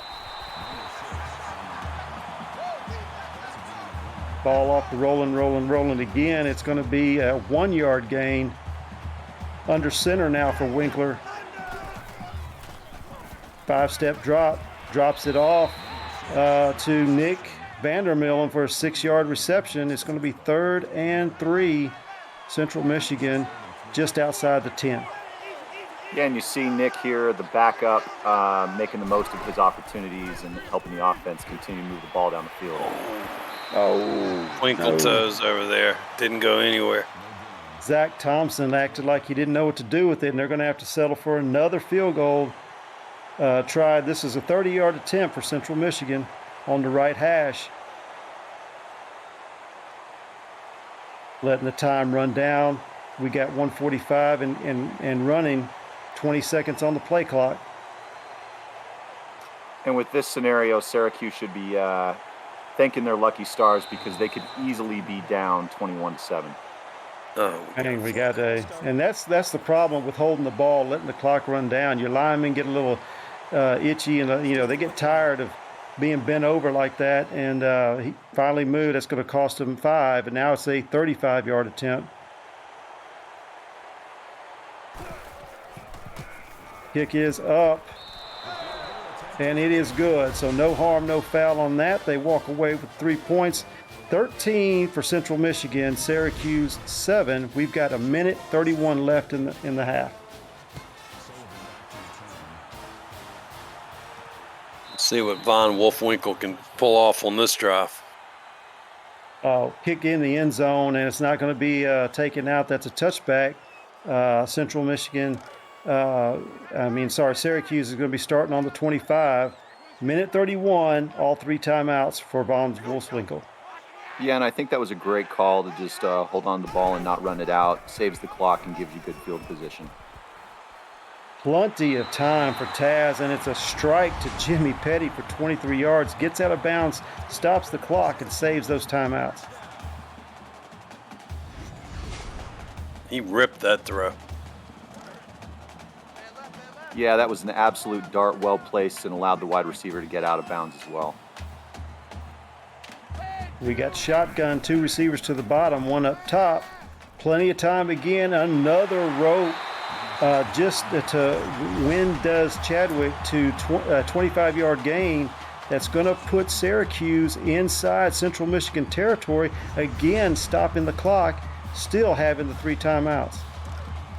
Taz here seems to have found a soft spot in the defense and is definitely capitalizing on it. Back to pass again, plenty of time, puts it up. Toe tapper by Jimmy Petty, a 7-yard completion, stopping the clock again. And they have only taken 14 minutes off the game clock on this drive. 14 seconds. Finally gets the ball to Wayne Kerr. Hits a 2-yard rush, keeps the clock moving. Now they don't want to score too early and give Central Michigan any time to take this down. Taz calling the play out of the shotgun. And while I like the first run, that quarterback keeper was a horrible call. They're going to be forced to use a timeout here and look for something downfield. Yeah, again, like we said on that last drive, they've kind of settled in on that quarterback run and stopped him again. We've got Syracuse elects not to call the timeout, and they're going to go for the field goal here. It's going to be a 38-yard try, center of the field. Should be no problem. Again, running the clock down, not wanting to give Central Michigan any time left in this half because I believe Central Michigan is getting the second half kickoff. And they must be happy to go into the locker room with a 3-point lead because they didn't call the timeout, Central Michigan. Yeah, I'm really surprised by that decision. Yeah, that's a good observation right there about not calling the timeout. Happy with the 13-10 lead that they're going to have right now. They still have 20 seconds left on the clock. Let's see if they try to do something.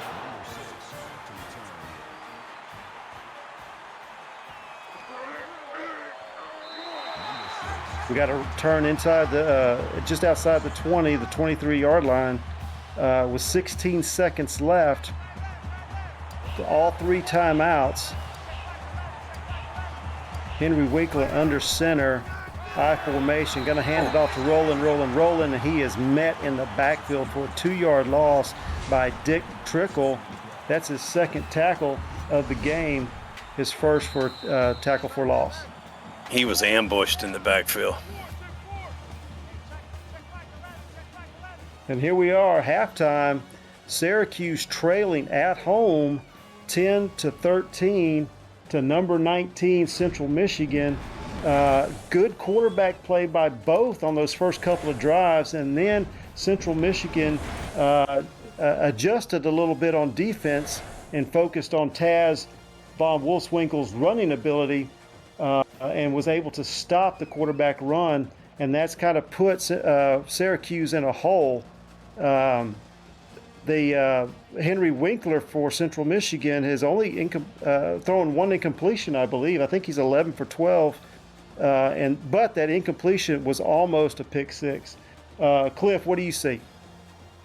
You know, I'm surprised with Syracuse. They march all the way down the field, use very little of the clock, and then just absolutely stalled out. Between that drive and the interception, those are the major differences in this game. Yogi, with the rolling, you see Central Michigan only has 34 yards rushing. We thought we would see just a little bit more of him on the ground, but he has contributed a little bit and some in the air. What does Central Michigan need to do to keep this lead? Well, they've been using him a lot as a decoy on the passing plays. So it's been opening up receivers for Winkler all game long. I thought we'd see more of him, but those 34 yards are a little shady because he had a lot of 5s and a few -3s, so it kind of ended up being 34 yards. Now we're starting the second half. Syracuse kicking off to Central Michigan. The kick taken at the 5, brought up to the 25, to the 30, the 35, and just almost to the 40-yard line. A 32-yard gain by Nick Van Mullen is setting up Central Michigan at the their own 38-yard line. Ooh, double wing formation. We've got, looks like an old Air Force play, but he's dropping back to pass. Wide open for a completion and a touchdown. Oh my goodness, Zach Thompson, the wide receiver, got lost behind the secondary. They looked like they were playing run. What a play. First big play of the game, and it couldn't come at a better time for Central Michigan. Definitely not the second half start that Syracuse was looking for. Yogi, I don't know if you saw like what I saw, but I saw a wing formation, kind of like Air Force. I was expecting a little veer, a little option, and maybe that's what Syracuse was expecting as well. I think they worked on that play all week because everybody in the house was looking for a run on that play. Central Michigan kicking the ball off, received at the 2-yard line, brought up to the 20, 25, 30, 35, 40, met at the 40-yard line. Chadquit was with a good return, bringing the ball up to the 40. Syracuse first down, needs an answer here. Yeah, and it's not time for Syracuse to hit the panic button, but they definitely want to get something out of this drive.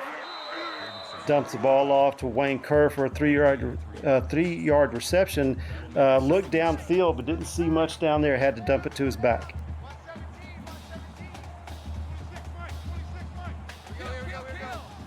Wing down here at the bottom. We got split receivers at the top. Hand off to Kerr. Kerr is met short of the first down. A good 6-yard run, but he was leveled.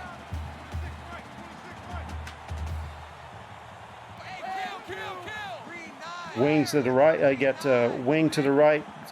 Motion by the slot into the backfield. He's going to keep it again. Had the pitch, didn't pitch it. Should have pitched that. Should have pitched it. He gets the first down on a 4-yard gain, but he would have had a lot more on that pitch. He's not seeing the lanes to run he saw in the first quarter at all. Dropping back to pass, plenty of protection, dumps it off to when does Chad quit to for a 5-yard reception. I just now got what the name was, and that's pretty funny there, Peter.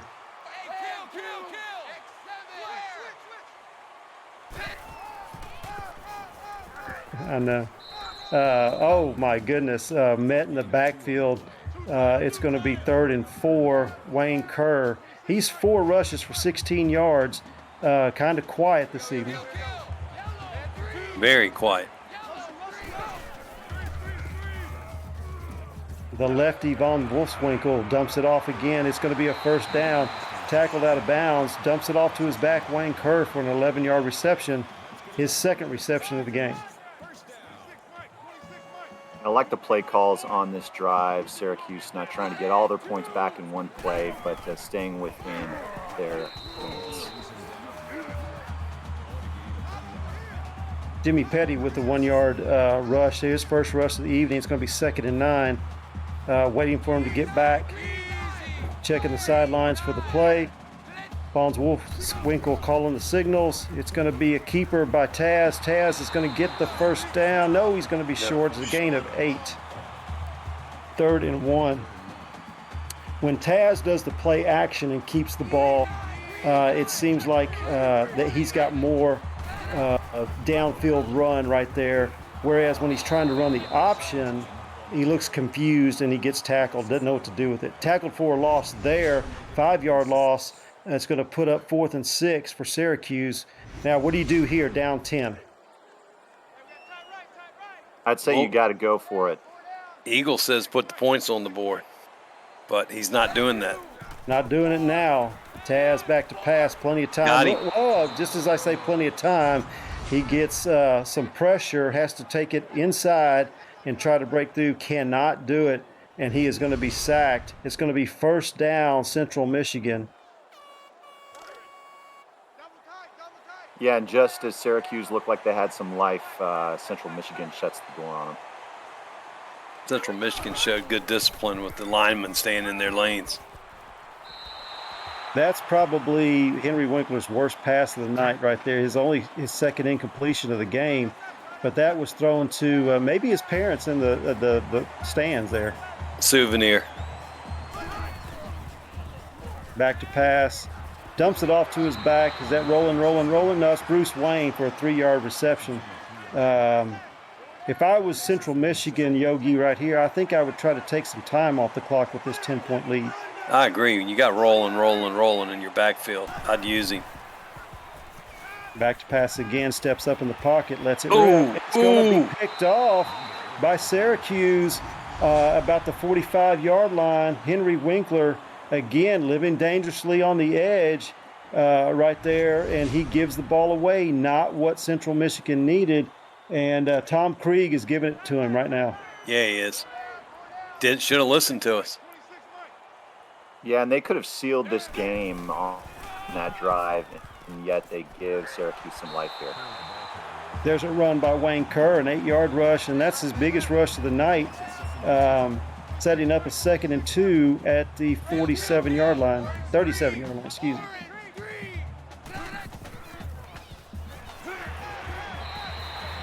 Dumping it off when does Chad quit? It's a gain of 1, his 3rd reception. Taz Von Wolfswinkel quietly, he's 9 for 10 in the air, but doing more damage with his legs.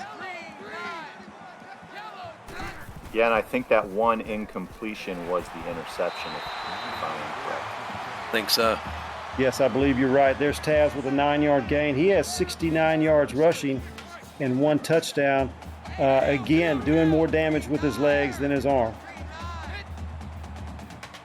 Empty backfield, motion across.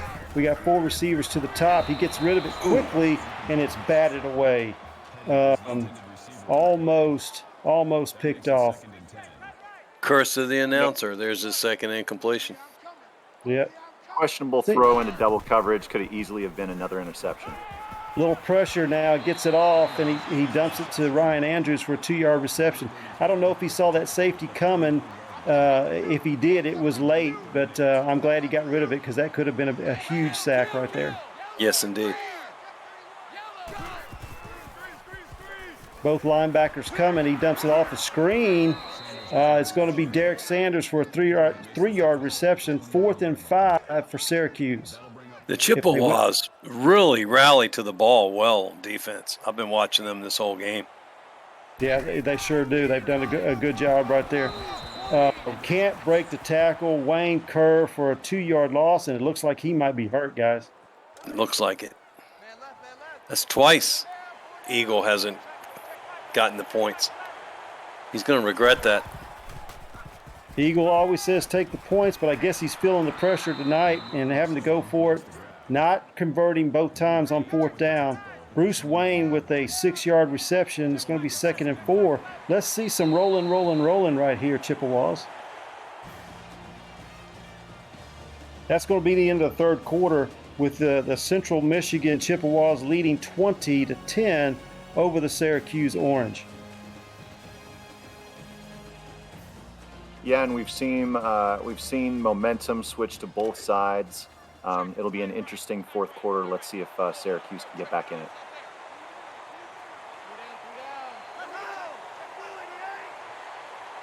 All right, word from the bench. Wayne Kerr just came from out of the tent. He's got an abdominal strain. His return is likely. We'll keep an eye out for that. Flying like an eagle with the reception. It's going to be 1st and 10 for Central Michigan. Henry Winkler back to pass. Again, I would be trying to run the ball. He throws it to Bruce Wayne, who steps out of bounds and stops the clock. It's going to be 2nd and 7. Yet again, they have a chance to seal this game. Let's see what they do. Adjusting the formation. Shotgun. Back to pass. Winkler again. Gets it downfield for a 1st down. That's going to be Bruce Wayne with an 11-yard reception. And it's going to be 1st and 10 at midfield. Well, I like the aggressive play calling. I agree. I think they should keep the ball on the ground at this point. Linebacker Sherlock Holmes has 6 tackles for the Orange. Oh, it's Henry Winkler keeping it, pulling a little Taz von Wolfswinkel himself for a 20-yard rush and gets the Chippewas down to the Syracuse 30. That was a great run. He just lowered his head and started running downfield. Looks like the Syracuse defense is a little tired. And there's rolling, a 2-yard gain. That was probably the longest 2-yard gain I've seen in a while, but he was able to get positive yardage. Sherlock Mahomes with his 7th tackle of the evening.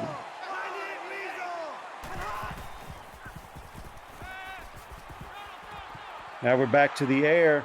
Gets it down to Bruce Wayne, I believe, with a 9-yard reception. It's going to be 1st and 10.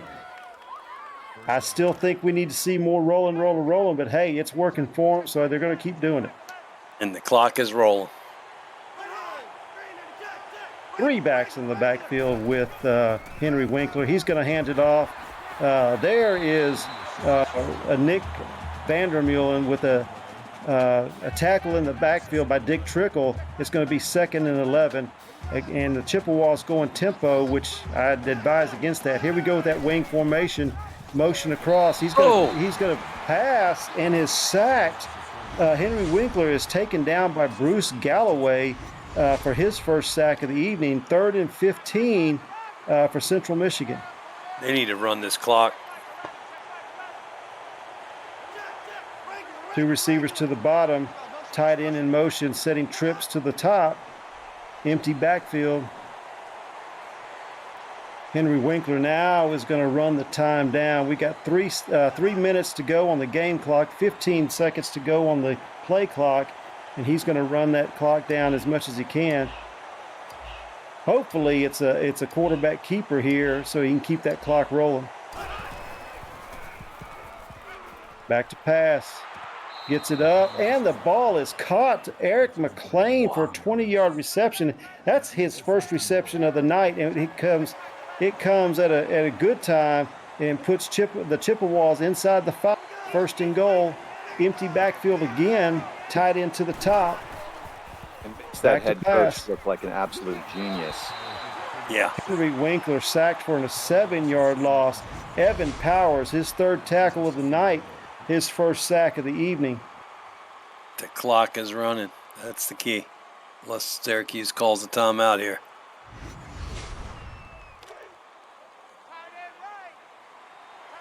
This current drive, 11 plays, 66 yards, second and goal from just outside the 10, I formation. Henry Winkler again running that clock down, changing the play. Looks like he's going to try to change the direction. They might have been checking it to the tight end side, to the short side of the field. Yeah, and watch for play action here. He tries to throw into the end zone and put this game totally out of reach. Handoff. There's what we've been wanting to see right there. Rolling. Shoves his man out of the way, but can't get past the next two. Sherlock Mahomes with his 8th tackle. Third and goal, just inside the 10. Here's that first timeout. Henry Winkler with a 4-yard rush, and Syracuse calls their second timeout. And now the Chippewas with a field goal attempt right here. 23 yards. And it is good to make it 23. Central Michigan and Syracuse 10. Yeah, it's not over yet, but we're looking like the clock is just going to run out here. Yeah, Syracuse is two drives from taking the lead of this game, but it's going to be tough. When does Chad quit? Takes the ball for Syracuse, and now Taz Von Wolfswinkel has got to do something and do something quick. Yeah, I think on the sideline you throw out all the running plays and just throw deep here. Plenty of time, and there's that shot downfield. It's a rope to Matt Sullivan for a 29-yard gain, and it sets Syracuse up just over midfield into Central Michigan territory. 1:38 to go, stops the clock. They don't have to use a timeout. Trips to the top of your screen. Single receiver down at the bottom. Dumps it off to his running back, Wayne Kerr, 5-yard reception. Now they got to get moving. Yeah, I don't like that pass. I think you're better served just throwing it out of bounds. And now they have to clock it, wasting it down for them. Now it's going to be 3rd and 5. It's 2-down territory, so I guess they can afford to use a spike right there. There were 10 men on the line of scrimmage when he spiked the ball. He should have run the play. There's the completion that he needed. Touchdown, Syracuse. Jimmy Petty with a bullet from Taz Von Wolfswinkel. Got behind both defenders. Don't touch me. I'm going into the end zone. Now he's got this Syracuse crowd in an uproar. Extra point coming up. It is good. 17-23, and if they can get the onside kick, we've got ourselves a ball game. Yeah, you've got one timeout, so you definitely want to go for the onside kick. Elliott Davis is the one that recovered it. I don't know if he's for Central Michigan or Syracuse. They got Syracuse got it. Wow. That changes my goodness. everything. Peter Fitzwell is on the sidelines going crazy. Pressure on. Oh, it's a screen. Pressure on. Von Wolfswinkel gets it away. It's a 2-yard reception to Wayne Kerr. Time is running, 1:09. One timeout left. Got to wait for his players to get back. Two receivers to the top. Does nothing for them except burn the clock down. That's not what he needed to happen. Not Kurt Lynch with his first tackle of the game, and it's a big-time sack for Central Michigan. Wayne Kerr with a 6-yard reception, 4th and 9. Oh, my goodness, that sack was huge. Call a timeout here and make sure you get the play that you want. Nope. No. Oh, Get- Wayne Kerr with the reception. Get the onside kick and do nothing with it. Wow. Can you believe that? Oh my gosh, onside kick, have momentum. The crowd is going wild, and they end up dropping the ball off on these dump routes and could not get the first down. And it's a huge sack that they could not afford. Gives Central Michigan the win here. It's all that's left now is just to kneel on it. Henry Winkler is getting his troops together in the huddle. Victory formation for the Chippewas, and there it is. There's your ball game, 23-17. Number 19 Central Michigan comes into the house of the Syracuse Orange and knocks off number 15 Syracuse. Yeah, you got to give it to Syracuse for making it interesting at the end, but when it came time to execute, they just couldn't get over the hill. Henry Winkler, story of the game, I think. He was on fire all game, finding open receivers all over the field. Good job by Henry Winkler leading this offense. There was some concern after that first drive by Syracuse how they would respond, and they responded with rattling off 20 points in a row, and then Central Michigan was able to hold off a late rally by Syracuse and come out with a victory in this ball game. I would say Peter Fitzwell was a little upset he didn't take those 2 field goals when he could have. This could have been an overtime game easily. I agree. Like we talked about it, Eagle always says take the points. We were shocked that he went for it. And then with the legs of Taz von Wolfswinkel not able to convert both fourth down attempts and turning the ball over to Central Michigan. Here's your stats for the game. Total offense for Central Michigan, 299 yards to Syracuse's 268 yards. Third down conversions for Central Michigan, 1 for 6, where Syracuse was 50%, 5 out of 10. Red zone trips, 3 for Central Michigan, came away with 3 field goals. 2 for Syracuse, came away with a touchdown and a field goal. 1 turnover apiece. Both quarterbacks throwing an interception. But having good stats as far as completion and attempts ratio. Cliff, Look at the fourth downs. Look at the fourth downs. 1 for 1 and 0 for 3. That was huge. Yeah, and that's a fantastic observation. I think that the fourth down percentage is really the story of the game there. Taz von Wolfswinkel with a 177.2 rating. He was 17 of 19 for 183 yards, 1 touchdown, but 1 interception. Rushing the ball 17 times for 62 yards and a touchdown. Kerr, 6 rushes, but also has 6 receiving catches for some yardage there as well, 33 yards. That little short dump off stuff. A lot of receptions, but low yardage. Not going to get you what you need. Yogi, what about the receiving core here? I mean, the defense here. There's a lot of tackles in there for Syracuse because there was a lot of plays run by Central Michigan. Mahomes had 9 tackles. It was a good performance by him. I believe Mahomes was one of our players to watch. Yeah, he was. Him and Dick Trickle. Defense. One name we didn't call out, I don't remember calling out, is the free safety for Central Michigan, Mother Funkner. But whenever Taz is not throwing the ball and running it, he's not going to be available. Exactly.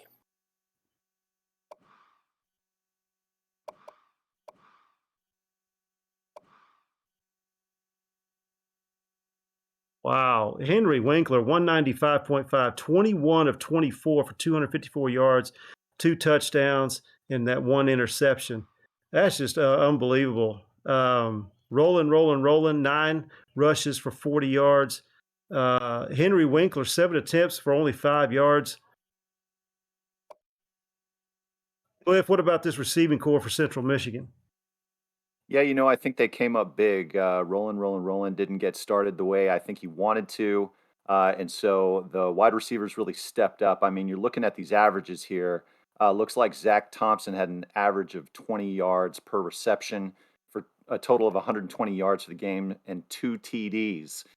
He really came up big and, you know, helped the offense overcome their stagnant running game. Yogi, I think that uh, after Syracuse had that first drive and a lot of running by Taz von Wolfswinkel, the adjustment by Central Michigan defense and containing him was a big key to their win today. That was one of the keys of the game. And the other, I have to question whether they came in with a concerted effort to use Roland as a decoy, because usually he gets quite a few more carries than that. So it makes me wonder if they used him as a decoy and opened up the passing attack against them. Yeah, only nine carries for him, and that maybe that's what Syracuse was looking for, and Henry Winkler was able to take advantage. Cliff, what does Peter Fitzwell need to do now after this game, this loss to Central Michigan? Again, I think it just boils down to execution. Fourth downs were the difference maker. They had their opportunities. They just couldn't capitalize on it. They didn't walk away with points. They had turnovers, sort of sloppy, and the indecision when running the ball was also questionable.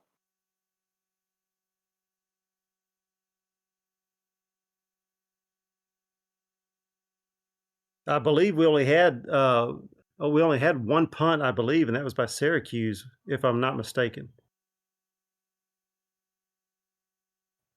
Go ahead, Cliff. Let's do the post game numbers here.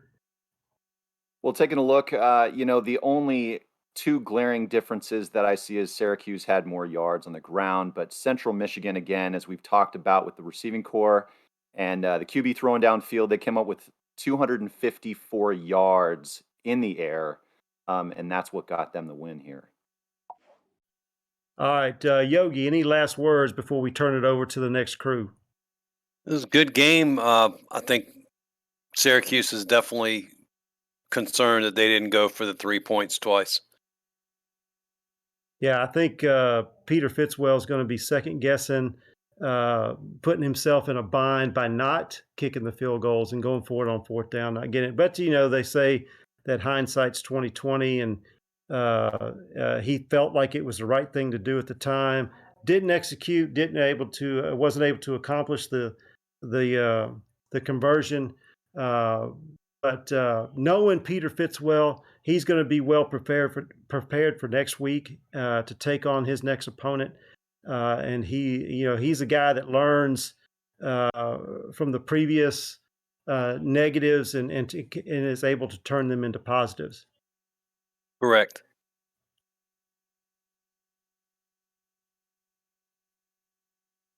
All right, coming up, we've got Western Michigan versus Akron. Western Michigan number 12 in the rankings. The Akron Zips have quickly moved up the ladder to number 4. Jacob Clear and Adam Gase are the leaders, the coaching staff and athletic director of this Western Michigan team. They're running a 4-2-5. You've got quarterback Brian Merriman leading Western Michigan and running back Gerald Bradley toting the rock for them. Captains on the defense, Anthony Luke and John Lewis. John Lewis is, a stud back there in the secondary, also plays the run pretty tough. Akron is led by Geralt Winkler, loves to throw the football. I think the last game I called with Akron, I think they ran the ball maybe 4 or 5 times. They like running the 3-4 multiple defense. Brandon Davis has to ice his arm down after every game, his shoulder, for as many balls as he throws. Nate Griffin, he's a player. He can run the ball, but they get it to him in the air. Defensive end Keith Hart and cornerback Blake Jackson are studs over there for the Zips. This is going to be a good game. Cliff, What do you think about Jacob Clear and Adam Gase here in Western Michigan? Yeah, you know, Western Michigan, they are 2-1. They've shown that they can win games, and they're looking for the upset. I know that several top 5 teams have lost this week, and so they're looking to do some damage as well. All right, and Yogi, Geralt Winkler with the Zips, what does he need to do to maintain that number 4 ranking?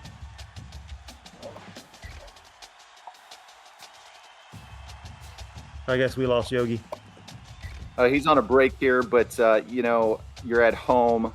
You want your crowd in it, so you're going to look to score early and keep WMU, really just keep them on their heels.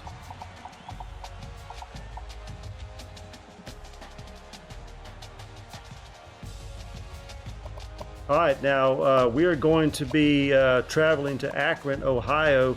My time in the booth is done. I'm going to turn it over to Cliff Allen. He's going to be your play-by-play. Yogi Barr is going to be your color guy. And Pepper Rogers is in the booth now as your host as far as turning out the lights. Take it away, guys. Thank you, sir. I'm here with the play-by-play for our last game of week 4. Currently, it is 37 degrees, brisk, and cloudy. So I think that the fans are happy that there's not going to be any snow. We're going to go ahead here and get started.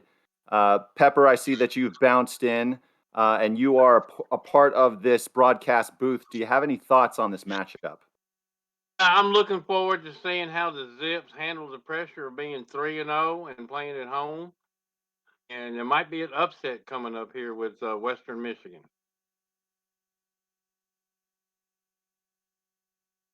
Oh. No, he's not.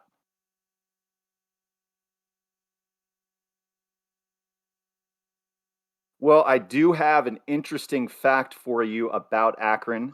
In 1926, the Akron teams were named the Zippers after rubber boots manufactured by none other than the B.F. Goodrich Company, which was headquartered in Akron at the time. And the name was actually shortened from the Zippers to the Zips in 1950. So now you've learned something about our number 4 team in the nation.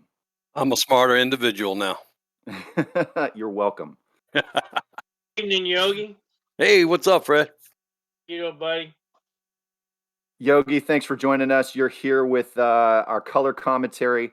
What are your thoughts on this number 12 team facing off against the number 4 Zips?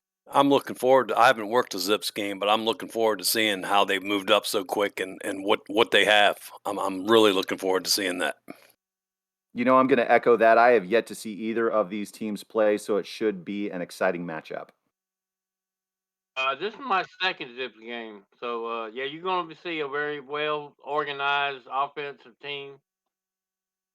It'll be a good game. I definitely don't think you become number 4 by accident. All right, let's go ahead and take it to the field here for this last game of the evening. We've got the Zips at home. They're looking hyped and ready to play. They'll be looking to score here pretty early.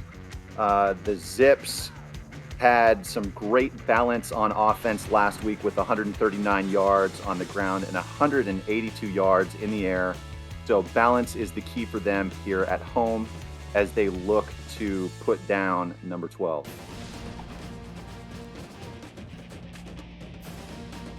Interesting name, Info Cision Stadium. It used to be known as, gosh, I can't even remember the name. Let's go ahead and get straight to the coin toss here.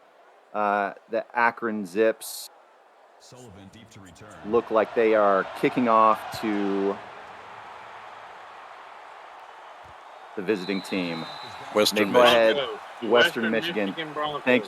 Thank you very much. The Broncos, and they choose to kneel, which will get the ball started here at the 25-yard line. If you're Western Michigan, what do you want out of this first drive? Feeling out that Zip defense and moving the ball. That's a good start right there. No doubt, with the strike across the middle for the first down. Quick start to Chris Hayden for the 13-yard reception. That was a tight window, too. Great timing here. Throw to the sideline and another chunk yardage play. He gets the catch to Chad Brown, a 24-yard reception, and they've got the zip defense on their heels currently. Looks like they're here in the hurry up.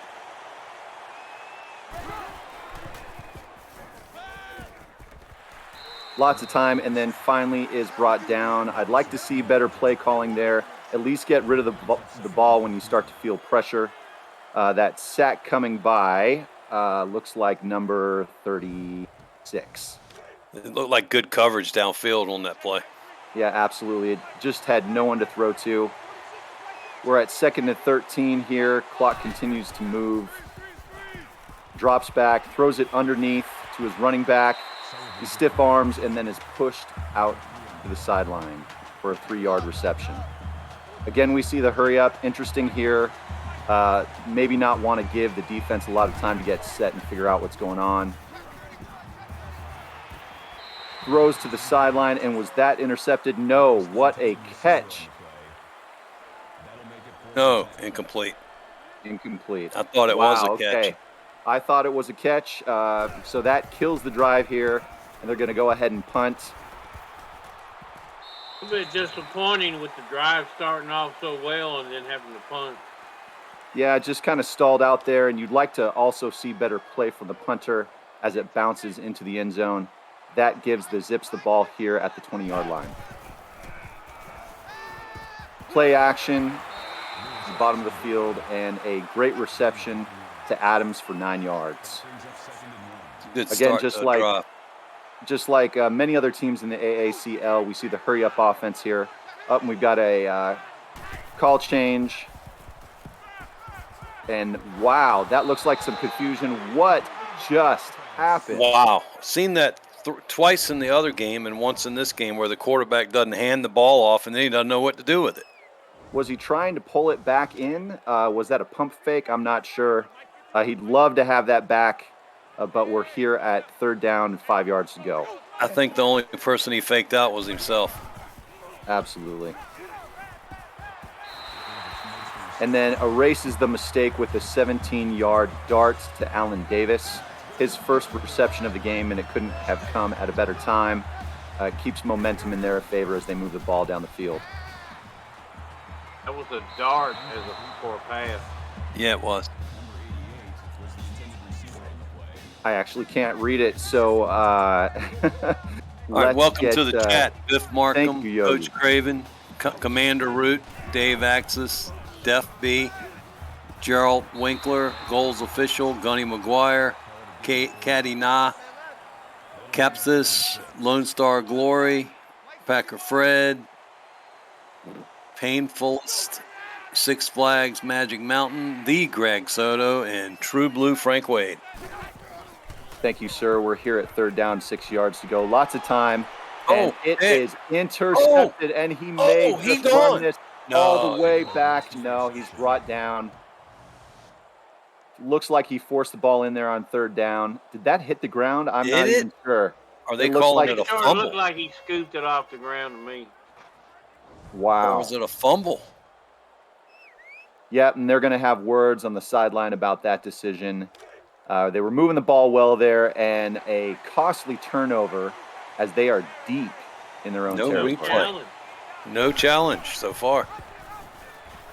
And a quarterback keeper, that indecision gets him absolutely nowhere, brought down for a loss of 3.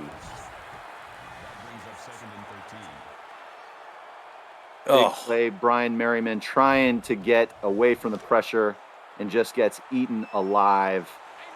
2nd down and 13, showing shotgun. Hands off to his running back who stiff arms his own man, stiffs arm another player, and then is finally brought down.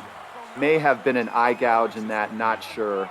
And now they hurry up on 3rd down with 11 yards to go.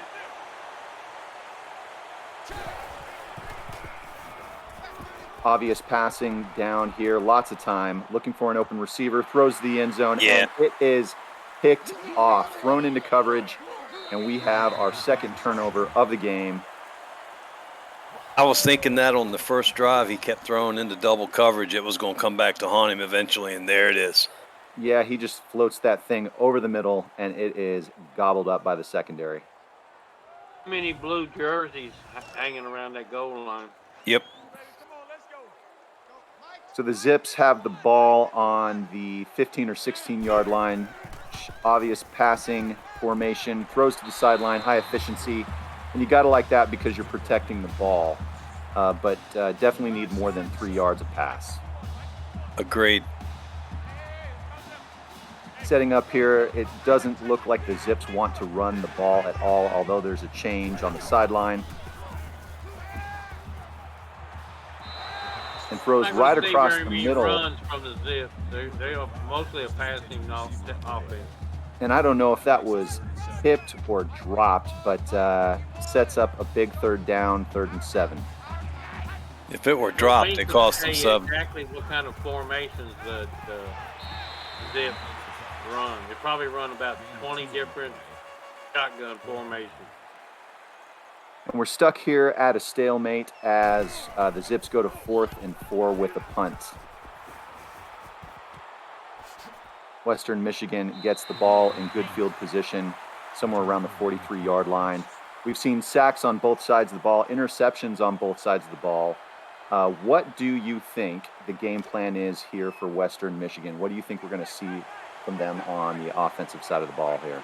They got to get points. They're moving the ball, but then they're stalling out or turning it over. Great pass for a first down. When they get close to that red zone, they just stall out. Marcus Cox with his first reception for 16 yards, and Brian Merriman is 4 for 6. He'd like to erase that interception. Lots of time again, throws underneath for a 5-yard gain to Kyle Lewis. Western Michigan has to be happy with the way the game is going right now. Yeah, no doubt. 0-0, and you're on the road, and now you're getting close to the red zone here. Throws underneath again to his running back in the flats for a loss of 1 yard. Sets up 3rd and 6. Hurrying up to the line, trying to catch the defense. Sleeping. Everyone's set. QB drops back, throws underneath, and it hits the ground. Nowhere near the receiver. He was open. Don't know if he'd have made the first down, but he was open. Yeah, and it looked like he was hurrying that throw. I'm wondering, I didn't see any pressure. No. And again, special teams kicks it into the end zone. So while we've got a 0-0 game here, there has been lots of action on the defensive side of the ball. We've seen turnovers and questionable throws from both quarterbacks. The Zips set up here on the 20-yard line, 1st and 10. We've got motion from the running back. Lots of time, and again, another safe throw. Oh, nice move. Makes a move, makes something out of nothing, and runs for the first down, 15-yard reception. That's exactly what the Zips want to see out of their offense. That was all courtesy of the running back's moves on that play. Again, shotgun formation, lots of time. Throws underneath the sideline again. We're seeing a lot of conservative play calls here. Do you think that's in response to the turnover earlier in the game? Sure seems like it. Looks like both teams have done that. 2nd and 4 at the 40 or 41. Changing the play. Again, very little pressure, lots of time, and he throws it away. Probably a good call if there's nothing there. However, we're now at 3rd and 4. To fight another down. 1 for 3 on 3rd down. The Zips. Drops back, lots of time again. Throws to the sideline, and it is caught by Todd Bennett for a 12-yard reception. Todd Bennett is one of the productive members on the offense with 3 receptions. Brandon Davis, 8 for 12. And they're now across the 50-yard line into Western Michigan territory. Pressure on the cue. Oh. Throws to a wide open Todd Bennett for a 19-yard reception. You got to like that, and things are starting to open up here for the Akron offense. The Western Michigan defense is starting to get a little tired. Looking like they're gassing. Play action thrown just underneath to Allen Davis for a 10-yard reception. That's one of those Canadian 10 yards where it's second down and inches. And we end the first quarter with a 0-0 tie. Guys, what do you think about the game so far? It's a defensive battle. Looks like it's Looks like the middle of the field is where they're making their money in the middle of the field, but nobody can get it past that. So we'll see what they do here, the Zips. Wide open. Time, and boom to Lionel Glover for an 18-yard touchdown reception for our first points of the game. You got to like that. The home crowd's pumped. They want to see more from that from the quarterback and receiving core. Fantastic pass, and it looks like he just burnt his coverage for the touchdown in the corner of the end zone. And we've got the point after attempt. And it is good. Zips up 7-0 at home just at the beginning of our second quarter. Mr. Michigan better watch out because the Zips start getting like on a roll like they have in other games. This game could get ugly quick. The Broncos receive the ball.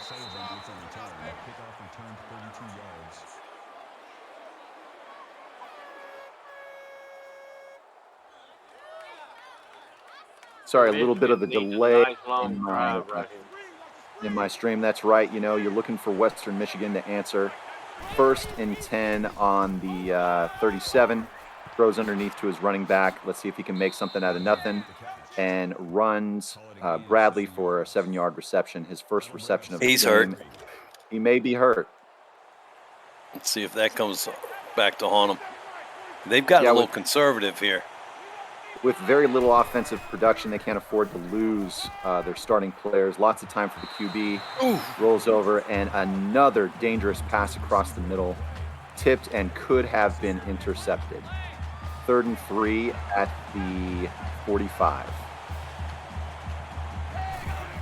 I am. Picked up the first with that play. Kyle Lewis with 13. Yep. Am I pretty delayed here? Is that what you're saying? Okay. All right. Yeah. Quarterback keeper for 8-yard rush. I think that's the first QB run we've seen of the game, and it was relatively effective. I think it's the first rush, period. And the second. Did he get it? Yes, he picked it up. No, 4 rushes. 4 rushes. I think they're calling a couple of those fake handoff things rushes. Western Michigan in the shotgun, throws to the sideline for a 4-yard reception to Kyle Lewis. Moving the ball down the field. They're checking the play. But this is where they've moved the ball well until they get inside of here. He got it. Oh, no, he didn't. I'm not sure. No. I'm not sure. Looked like he had plenty of room. Never know about these assistants in the AACF. And the play is reversed, so now we're 2nd and 10. They got that one right.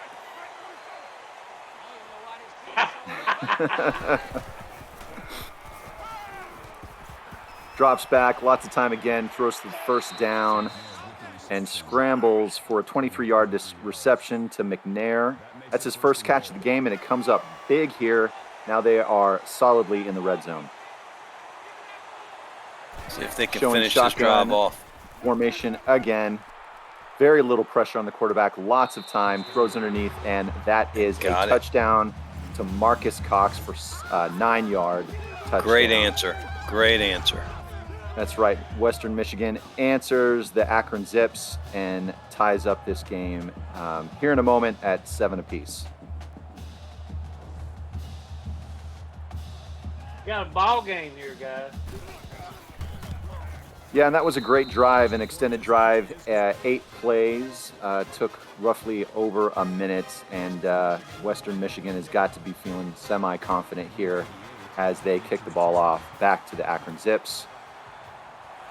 Taken at the 3-yard line, run forward. He's getting some extra yards out of that. Looks like he stepped out at the 35, 36. 1st and 10 for the Zips at the 36-yard line. Again, showing shotgun formation. It's like this is the only formation available to both teams. And almost throws an interception. Brandon Davis would definitely want to have that one back. 2nd and 10 at the 36. Shotgun formation again. Wow, and almost back-to-back interceptions. Wow. He's got to be feeling pretty lucky here. No answer currently for this offense throwing underneath and not looking like they're kind of out of ideas here. Although Eric, is that Chavis for his first reception for 11 yards sets up the 1st down. Davis is just going to keep chucking it. He can keep it throws it 40 times before the night's over with. Absolutely. Oh, that was a dangerous pass. Allen Davis comes up with the 11-yard reception to move the Zips down the field.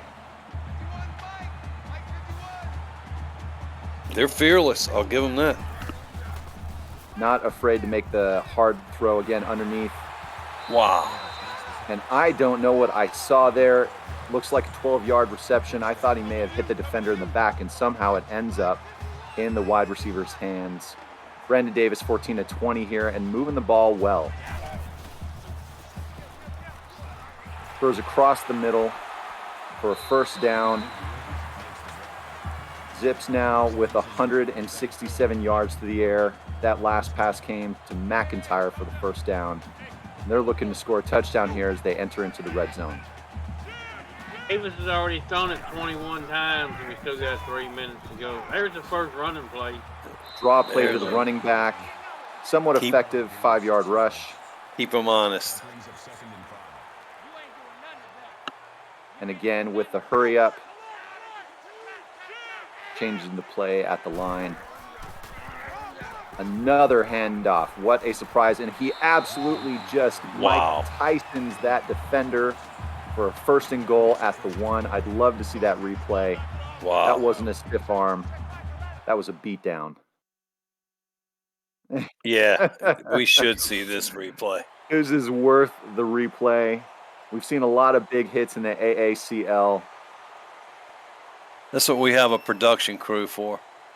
No doubt. And I'm going to apologize to our viewers here. It may take us a moment to get this film set up. AACL history right here we're making tonight, guys. The first replay. Well, it's only due to my fantastic play-by-play commentary as I trip over my words. But I appreciate Yogi and Pepper here with me. Let's watch this. I want to see if teeth hit the floor here. Boom. Boom. Oh, that was a Walter Payton forearm. I'm going to go ahead and say that was a solid right cross straight through the face mask into his eye. Dear Lord, someone call his mother. That was a Deacon Jones helmet slap there. Wow. And a potential play of the week. Most definitely. QB keeper scores the touchdown as a follow-up to the beatdown Brandon Davis for 6 points, and Akron's got to feel pretty good about that drive. Oh, that touchdown was anticlimactic after that run. That's the first time I've seen a touchdown where it's like, yeah, okay. All right, this went down like it wasn't nothing to it. Yeah. Zips go up by 7 here. Past week, very impressive this air raid offense. Yeah, it is very impressive. And while it was close in the first quarter, we're beginning to see a shift in momentum to the home team. The Broncos bring it out to the 35-yard line. That's a nice return. Here we see a replay of both touchdowns on both sides of the ball. and then the quarterback keeper for the go-ahead touchdown here from the Zips. But they didn't show the replay. We leave that to the experts in the booth. That's the replay of the year right there. The replay. Throw underneath. Looks like he's fighting for the first down. May have He got gotten it. Yes, 11-yard reception from Chad Brown. You got to like that production. Chad Brown, Nice 2 answer. receptions for 35 yards. See if they can answer here. That's right. Helps to quiet down the home crowd. Throw underneath to running back. No yards out of that reception. That play hasn't worked tonight. Yeah, no doubt. They're going to have to hurry up here because the clock continues to run, although they do have all 3 of their timeouts. Quarterback keeper. Ooh! Sheds the defender for a first down and more. Keeps going. Wow. For a 23-yard rush from Brian Merriman. They'd like to get more of that out of their quarterback. Yes, they Setting would. up here, 1st and 10 at the 35 or 36. Holds the ball and throws an interception. Oh, wow. Straight to the defender. And you can almost hear the air come out of this team.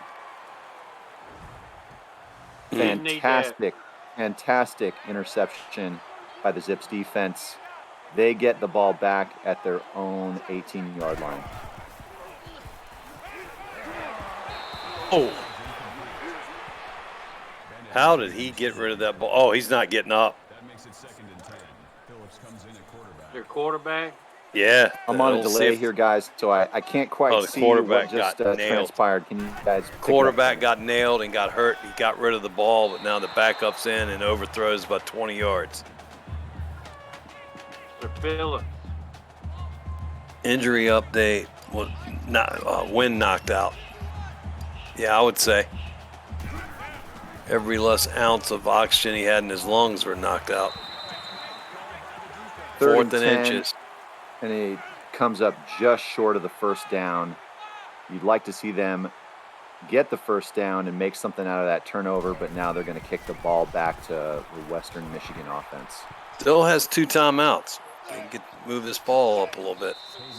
And Western Michigan will set up at the 40-yard line with fantastic field position, looking to score before halftime. It was a good stop by the Broncos. Yeah, it was. They needed it. I have a question. Is that supposed to be a Throwing rabbit the out ball, there on the field? Or he is that what a drops zip is? the potential touchdown. That was absolutely 7 points that he just left there on the field. He did. I'm going to ask Cliff at halftime.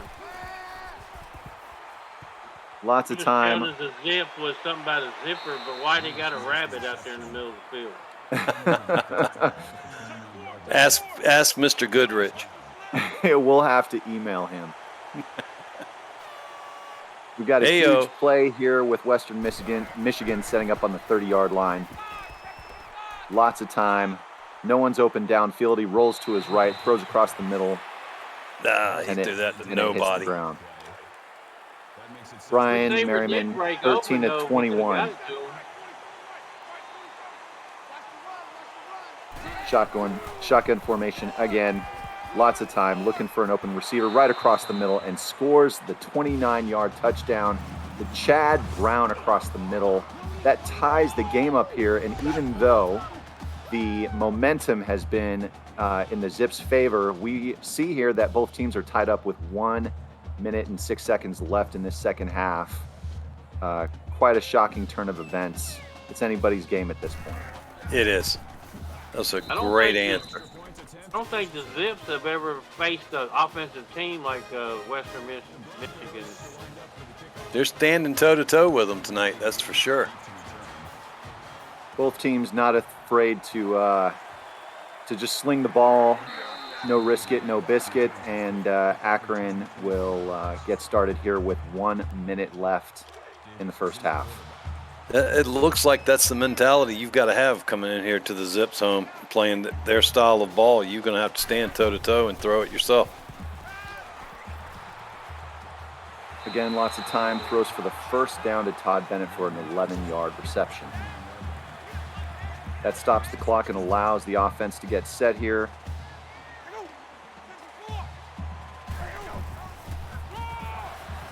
And hands it off to the running back for a draw play. 2 yards, questionable call with very little time left on the clock. And they had to burn a timeout. Yep. Again, changing the play. Lots of time. Throws it deep. Oh! And he drops the ball. So we're even on drops now. Wow. I hate it when it hits you in the chest and you drop the ball. Looked like he was the defender and he knocked it down. Yeah, I think he was just so surprised he was that wide open, he freaked out. Another bomb to the sideline. Got it. And this time, Quinton Stevenson comes up with a 32-yard reception. His first reception of the game, and got out of bounds, which stops the clock. And they rush to the line for the next play. Again, no pressure on the QB. And throws a dart straight to Quinton Stevenson. Wow. This is his drive. He's coming up big.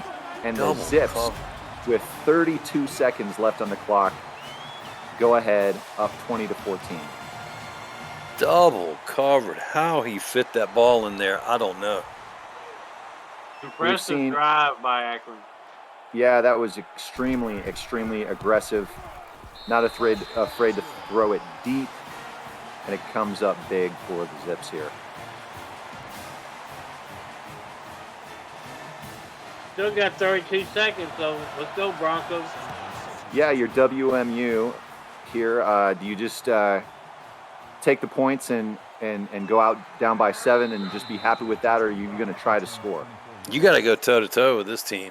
Keep throwing it. Yeah, I'm opening it up. You get the ball starting the second half, so nothing ventured, nothing lost here.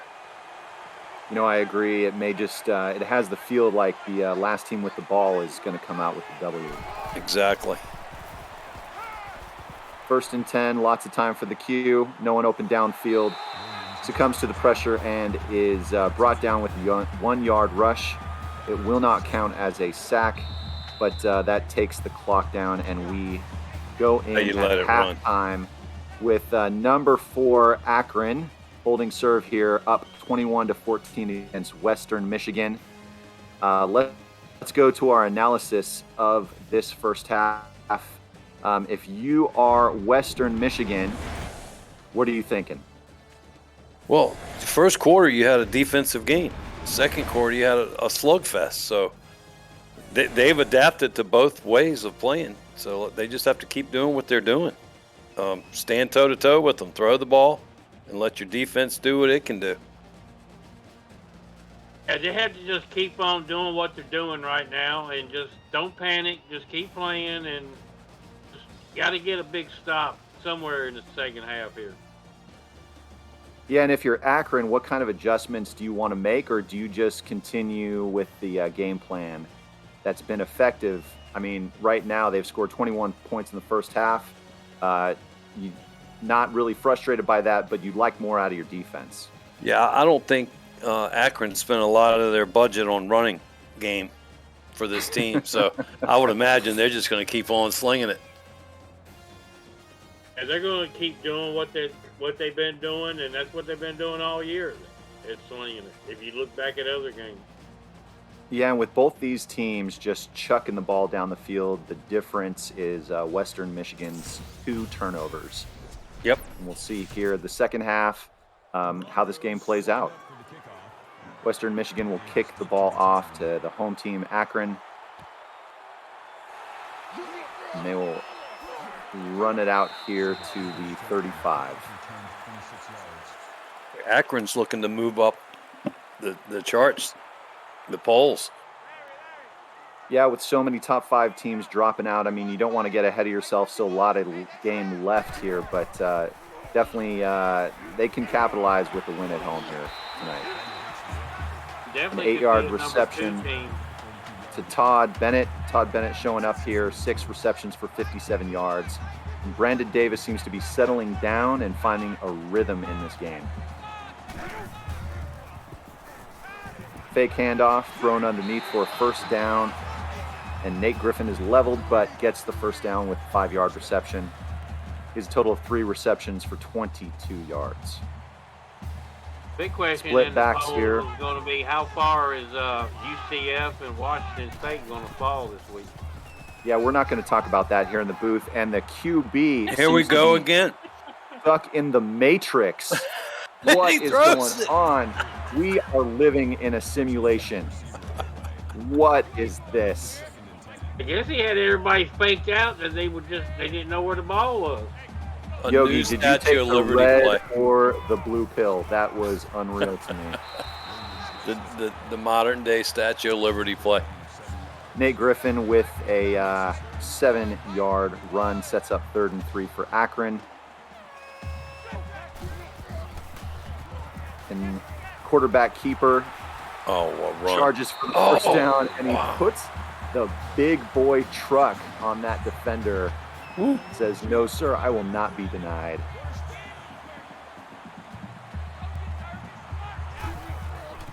Yeah, they do. Throw underneath to the sideline, and it is caught. Or no, that is not caught. That is dropped. Play selection here, heavy on the pass. Any surprise here, guys? No, none. Staying true to form, 2nd and 10. Feeling the pressure and just gets rid of it. Probably got really lucky that he wasn't sacked, and that was not an interception. Threw it up for grabs. It was a heck of a timed blitz there. Zips here over 50%. Here they come again. Down. Throw it underneath, and he manages. And it's tripped and up. flag down. Personal foul. Clipping. That's going to cost him.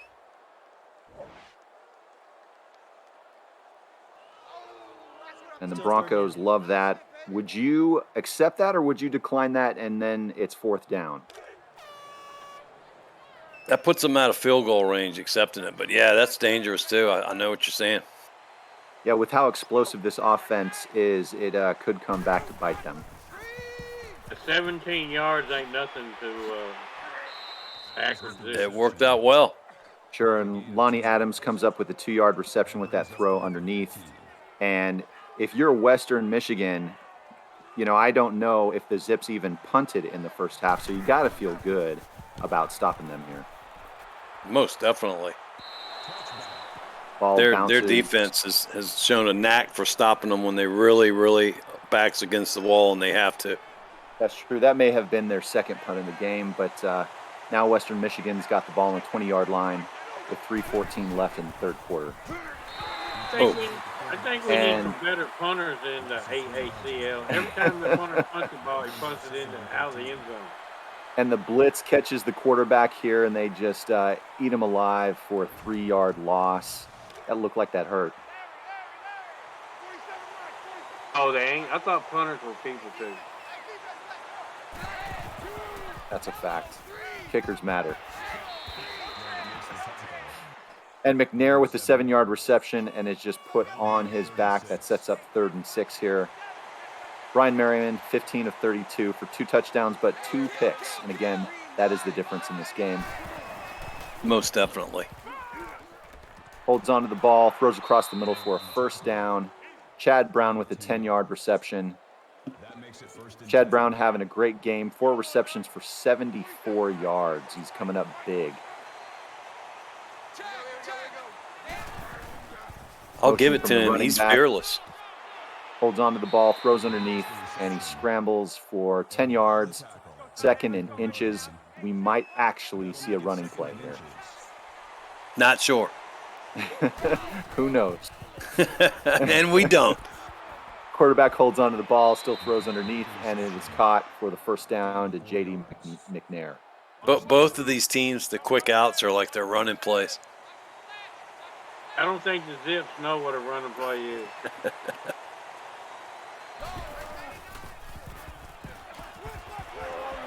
Nice pass, but that's, once again, he's throwing into double and triple coverage. It's going to come back to haunt him.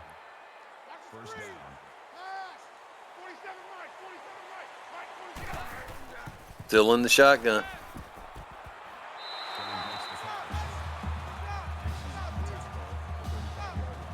All right, making sure who's staying here watching us.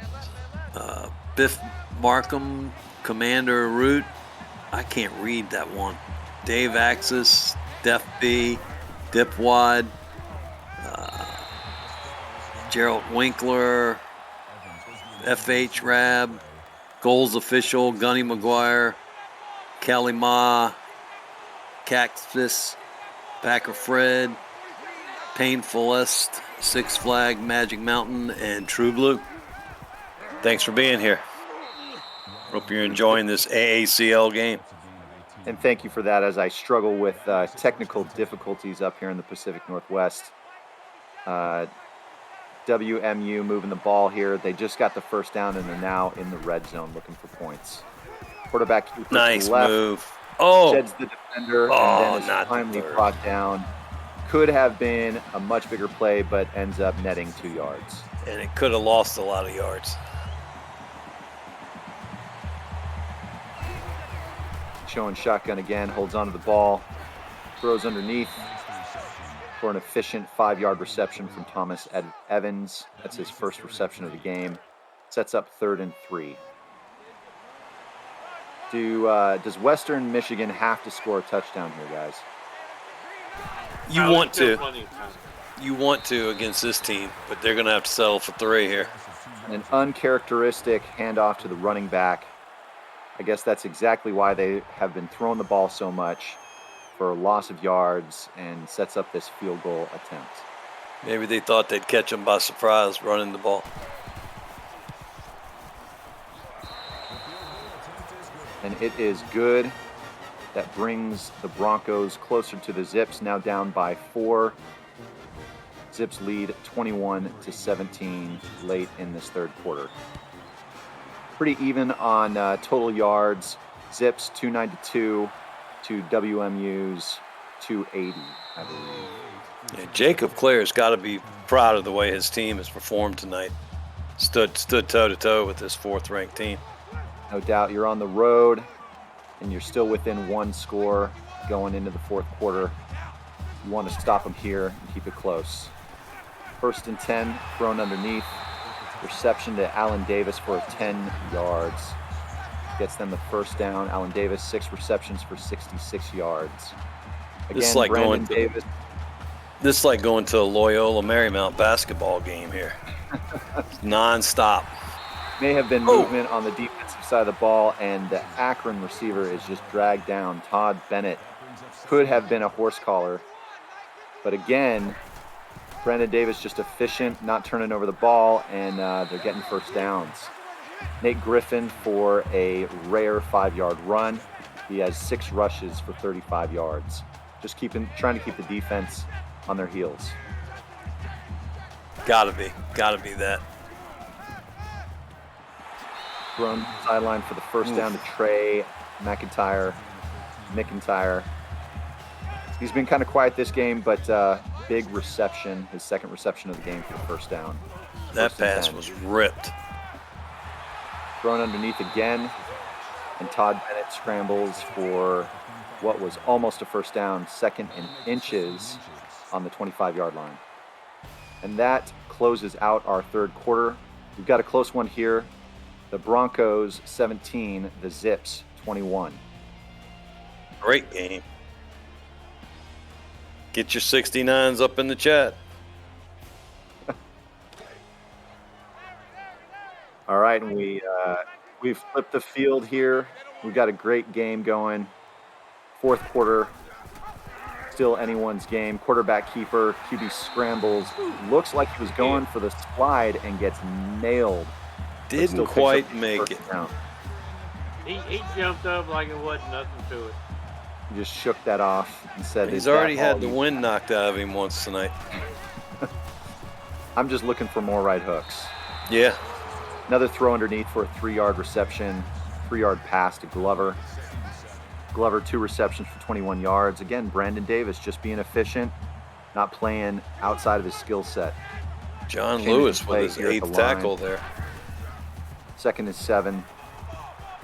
Again, lots of time rolls to the right, and fumbled and picked up. Fumble Rooski. The lineman scrambles for a first down. This game has everything. Let's watch this replay. Gets hit. Oh, that fumbles was the a ball, pass. That was a pass. and the lineman with the heads-up play picks it up and has the run of his absolute life. He's probably going to need some oxygen on the side Challenge of the field. that. That was a pass.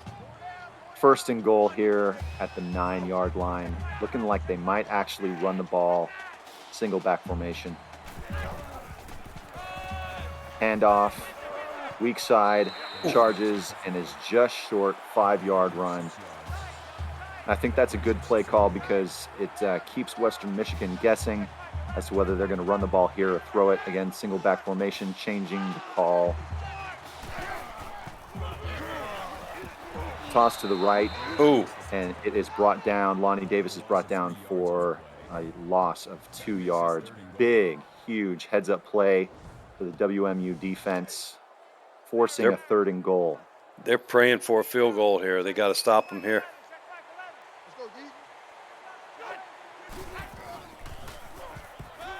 Apparently there was a ZIPS player that was injured. He will return here soon. And Brandon Davis goes down for a loss of 8 yards. And WMU steps up when they need to here on defense, forcing a field goal attempt and keeping this game within striking distance. Number 55. They've been doing that all game when they needed. Their backs were against the wall. That defense has stood up all game long. I'll give that defense credit. It's like that purple machine made a big stop. Yeah. And the kick is good. That puts the Zips up 24-17 with 3:22 left in the fourth quarter. So this game is going to come down to this drive pretty much. Does a great job to bring it up. How much time they leave the Zip. Yeah. Oh, and we've got a holding call, which will push the Broncos Still first down. even further back. Am I wrong? Oh, yeah, further. They'll be in 10-yard line or so. Yeah, 12. All right. You're buried here on the 12-yard line. They're going to end up having to go 88 yards if they want to tie up this game. And they can do it. Oh, not with that. First play of the drive is thrown out of bounds to no one. Maybe the water boy. He was double covered. And the water boy was double covered, so he had to throw it to him. Get some of that H2O. That's right. High quality. Reception for 5 yards to Chad Brown. And here we have an all-important 3rd down from Western Michigan early in this drive. 3rd and 5.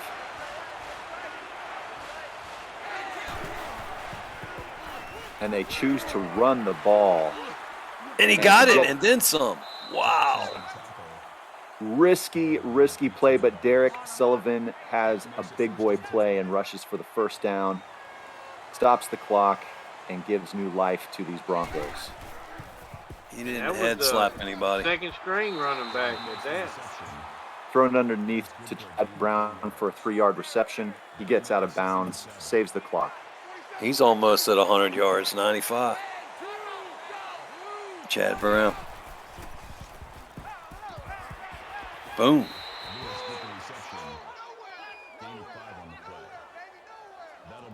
Big 3rd down here. Probably have 2 chances to get it, though.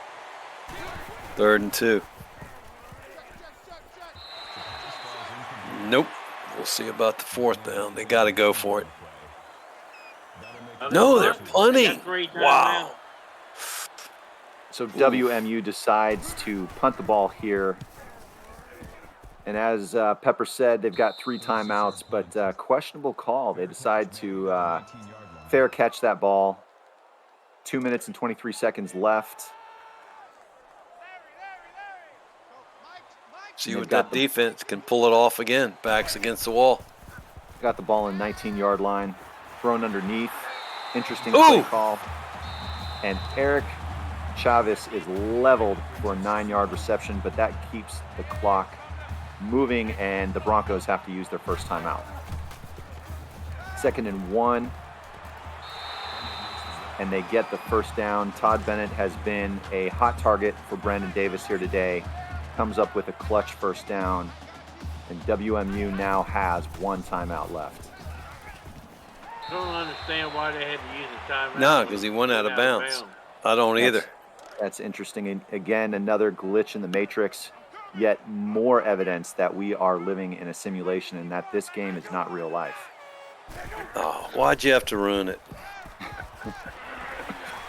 Ball thrown underneath. That's Still runs it for the first down. Allen Davis gets 11 yards out of that. Brendan Davis, 41 pass attempts here today. His arm maybe falling off his torso, but still getting it done. Still thrown. Thrown across the middle and gets some extra love. Stiff arms, runs for the first down. Trey McIntyre, 46 yards. 42 attempts. Might be a career record for him, maybe a PR.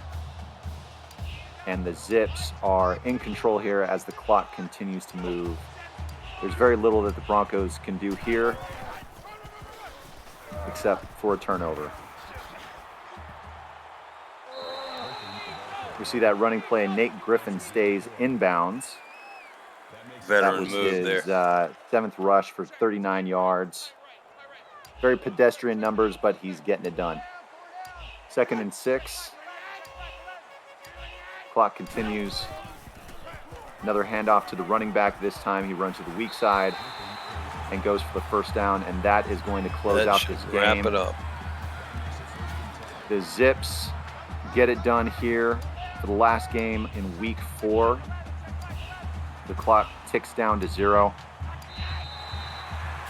And Western Michigan's got nothing to be ashamed of. They played a heck of a game. No, they put up a great attempt here. Showed a lot of heart. No quit attitude, but it inevitably ends in a loss. For the Broncos here, we have the player of the game, Brandon Davis. No big surprise there. Home fans are pumped by that win as the Zips continue to roll. That puts them at 4-0 on the season. Very impressive by Akron. I would love to see Akron and Georgia State play next week. No, you're wrong. I mean, I know you're wanting that, but it looks like Western Michigan has to go to Georgia State next week. So,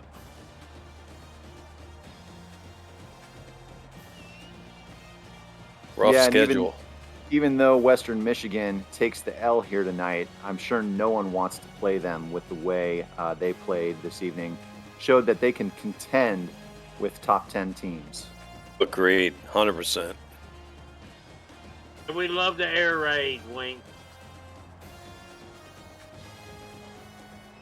Oh, that's going to be interesting. So Akron is going to play Central Florida, and that should be a great game.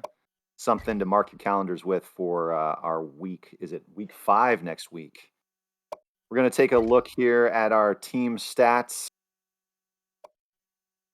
The Zips with obvious advantage in first downs and some 76 yards more in total offense.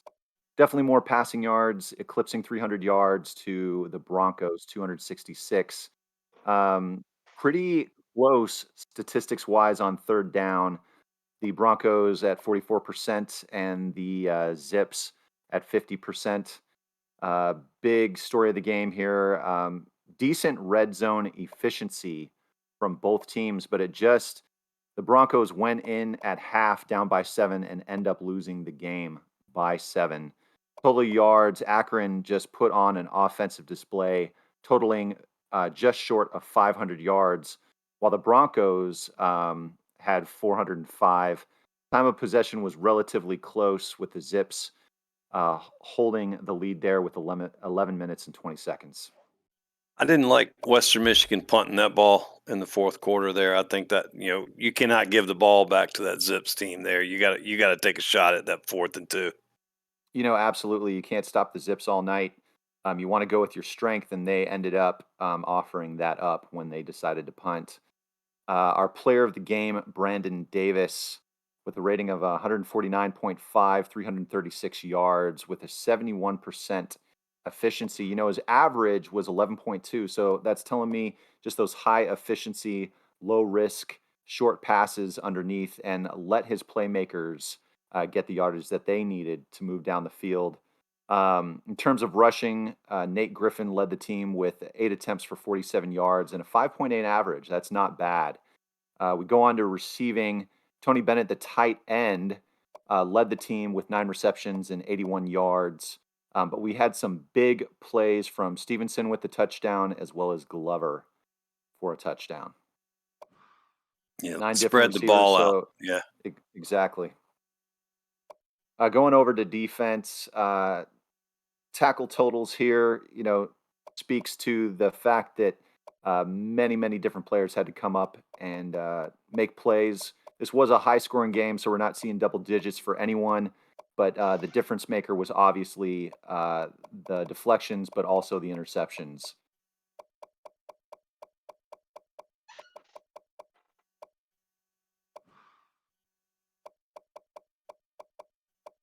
Field goal was big here. Took their lead back up to 7. Yeah. Absolutely kept the team clearly ahead. We go over to the visiting side. Brian Merriman, a efficiency rating of 138, 69%. Not bad in its own right, but the glaring number there is the 2 interceptions, the 2 turnovers. Difference in the game. We go over to rushing. The quarterback also led in rushing with 8 attempts for 27 yards. Halfback had only 2 attempts for 20 yards, and while that's a great average, you definitely want to see more attempts from your running back. On the receiving side, Chad Brown led the team with 8 receptions for a total of 95 yards and a TD.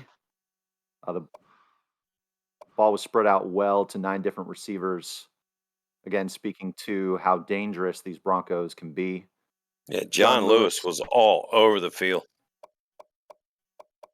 An absolute beast in double digits. 6 in the first half, 5 in the second half. He was always there. That could potentially be a season high. Maybe in the running for Defensive Player of the Week, even though this team ended up with a loss. Well, we should take note there. And looking at the kicker, got the job done when called upon. He just wasn't called upon enough.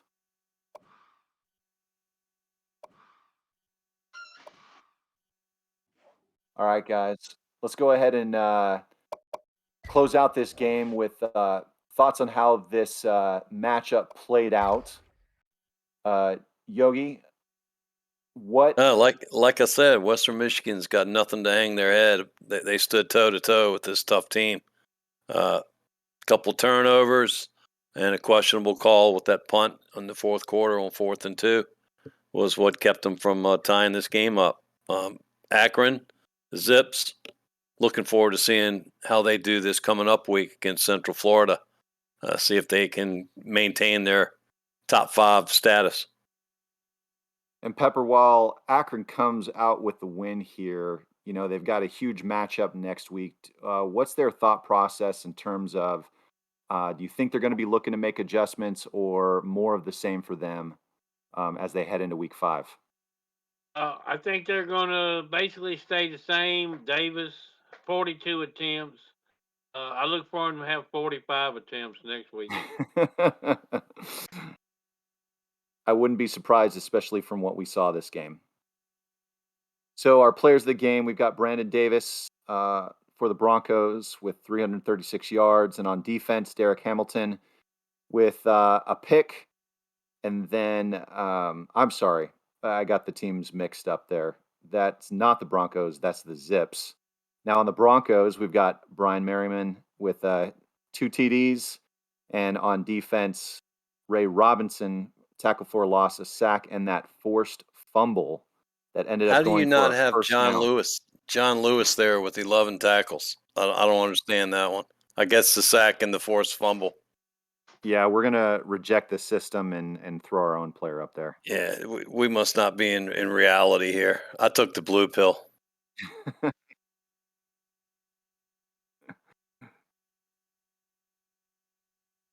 Okay, guys. Well, I want to thank you for being here tonight. It's been a pleasure. My first play-by-play game. You can make fun of me later, but as we close out this game, what do we look forward to? Maybe what is the game that you want to see in Week 5? Akron, Central Florida. Akron, Central Florida, but I really hadn't looked at the schedule yet. That's fair. We've got Louisiana Tech, Wyoming as well. But that's coming from Dave Access, so I'm sticking with that. We knew we Akron, had to have Central the plug Florida. from Dave for sure, for sure. I can tell you my own Washington State Cougars are going to look to bounce back after getting absolutely murdered by Air Force. We're going to wash that bad taste out of our mouths. But thank you for joining us here tonight, guys. And okay, It was an honor doing the game with you, Cliff, and you, Yogi. Yeah, it was great. Absolutely. I'd call with you anytime. We're going to have to keep this crew together. You guys have a good night. You too.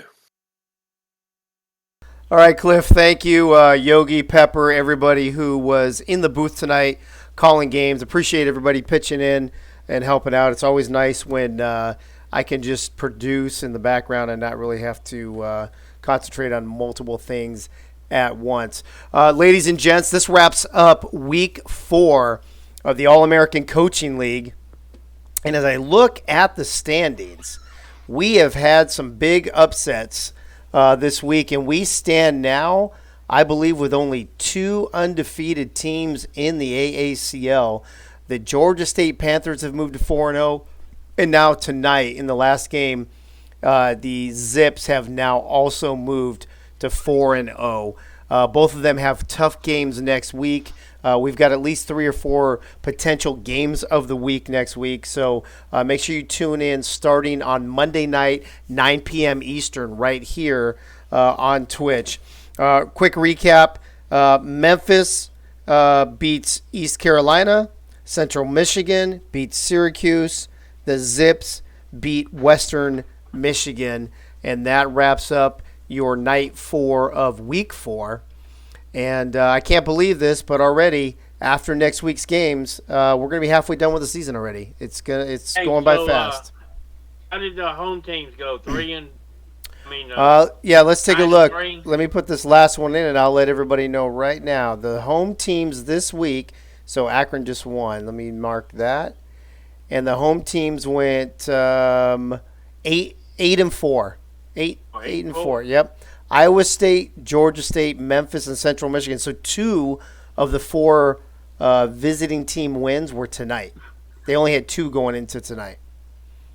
So home teams were rocking it this week. Now, that hasn't been the case every week, but this week home teams started off 6-0 on Monday and Tuesday night. So that being said, thank you again for tuning in. If you missed anything, feel free to watch the video on demand on Twitch. We also move everything to YouTube for storage. If you can't find it on Twitch, it will be on our YouTube channel. Feel free to clip highlights and plays and things that you'd like to see, and you can even throw them in the Discord if you want. So have a great weekend. Thanks again for tuning in. Thank you to all the commentators, the color guys, the third wheels, and everybody. Have a great weekend. We'll see you right back here 9 p.m. Eastern on Monday night as we kick off Week 5. And I guess that's it. So with that being said, good night now.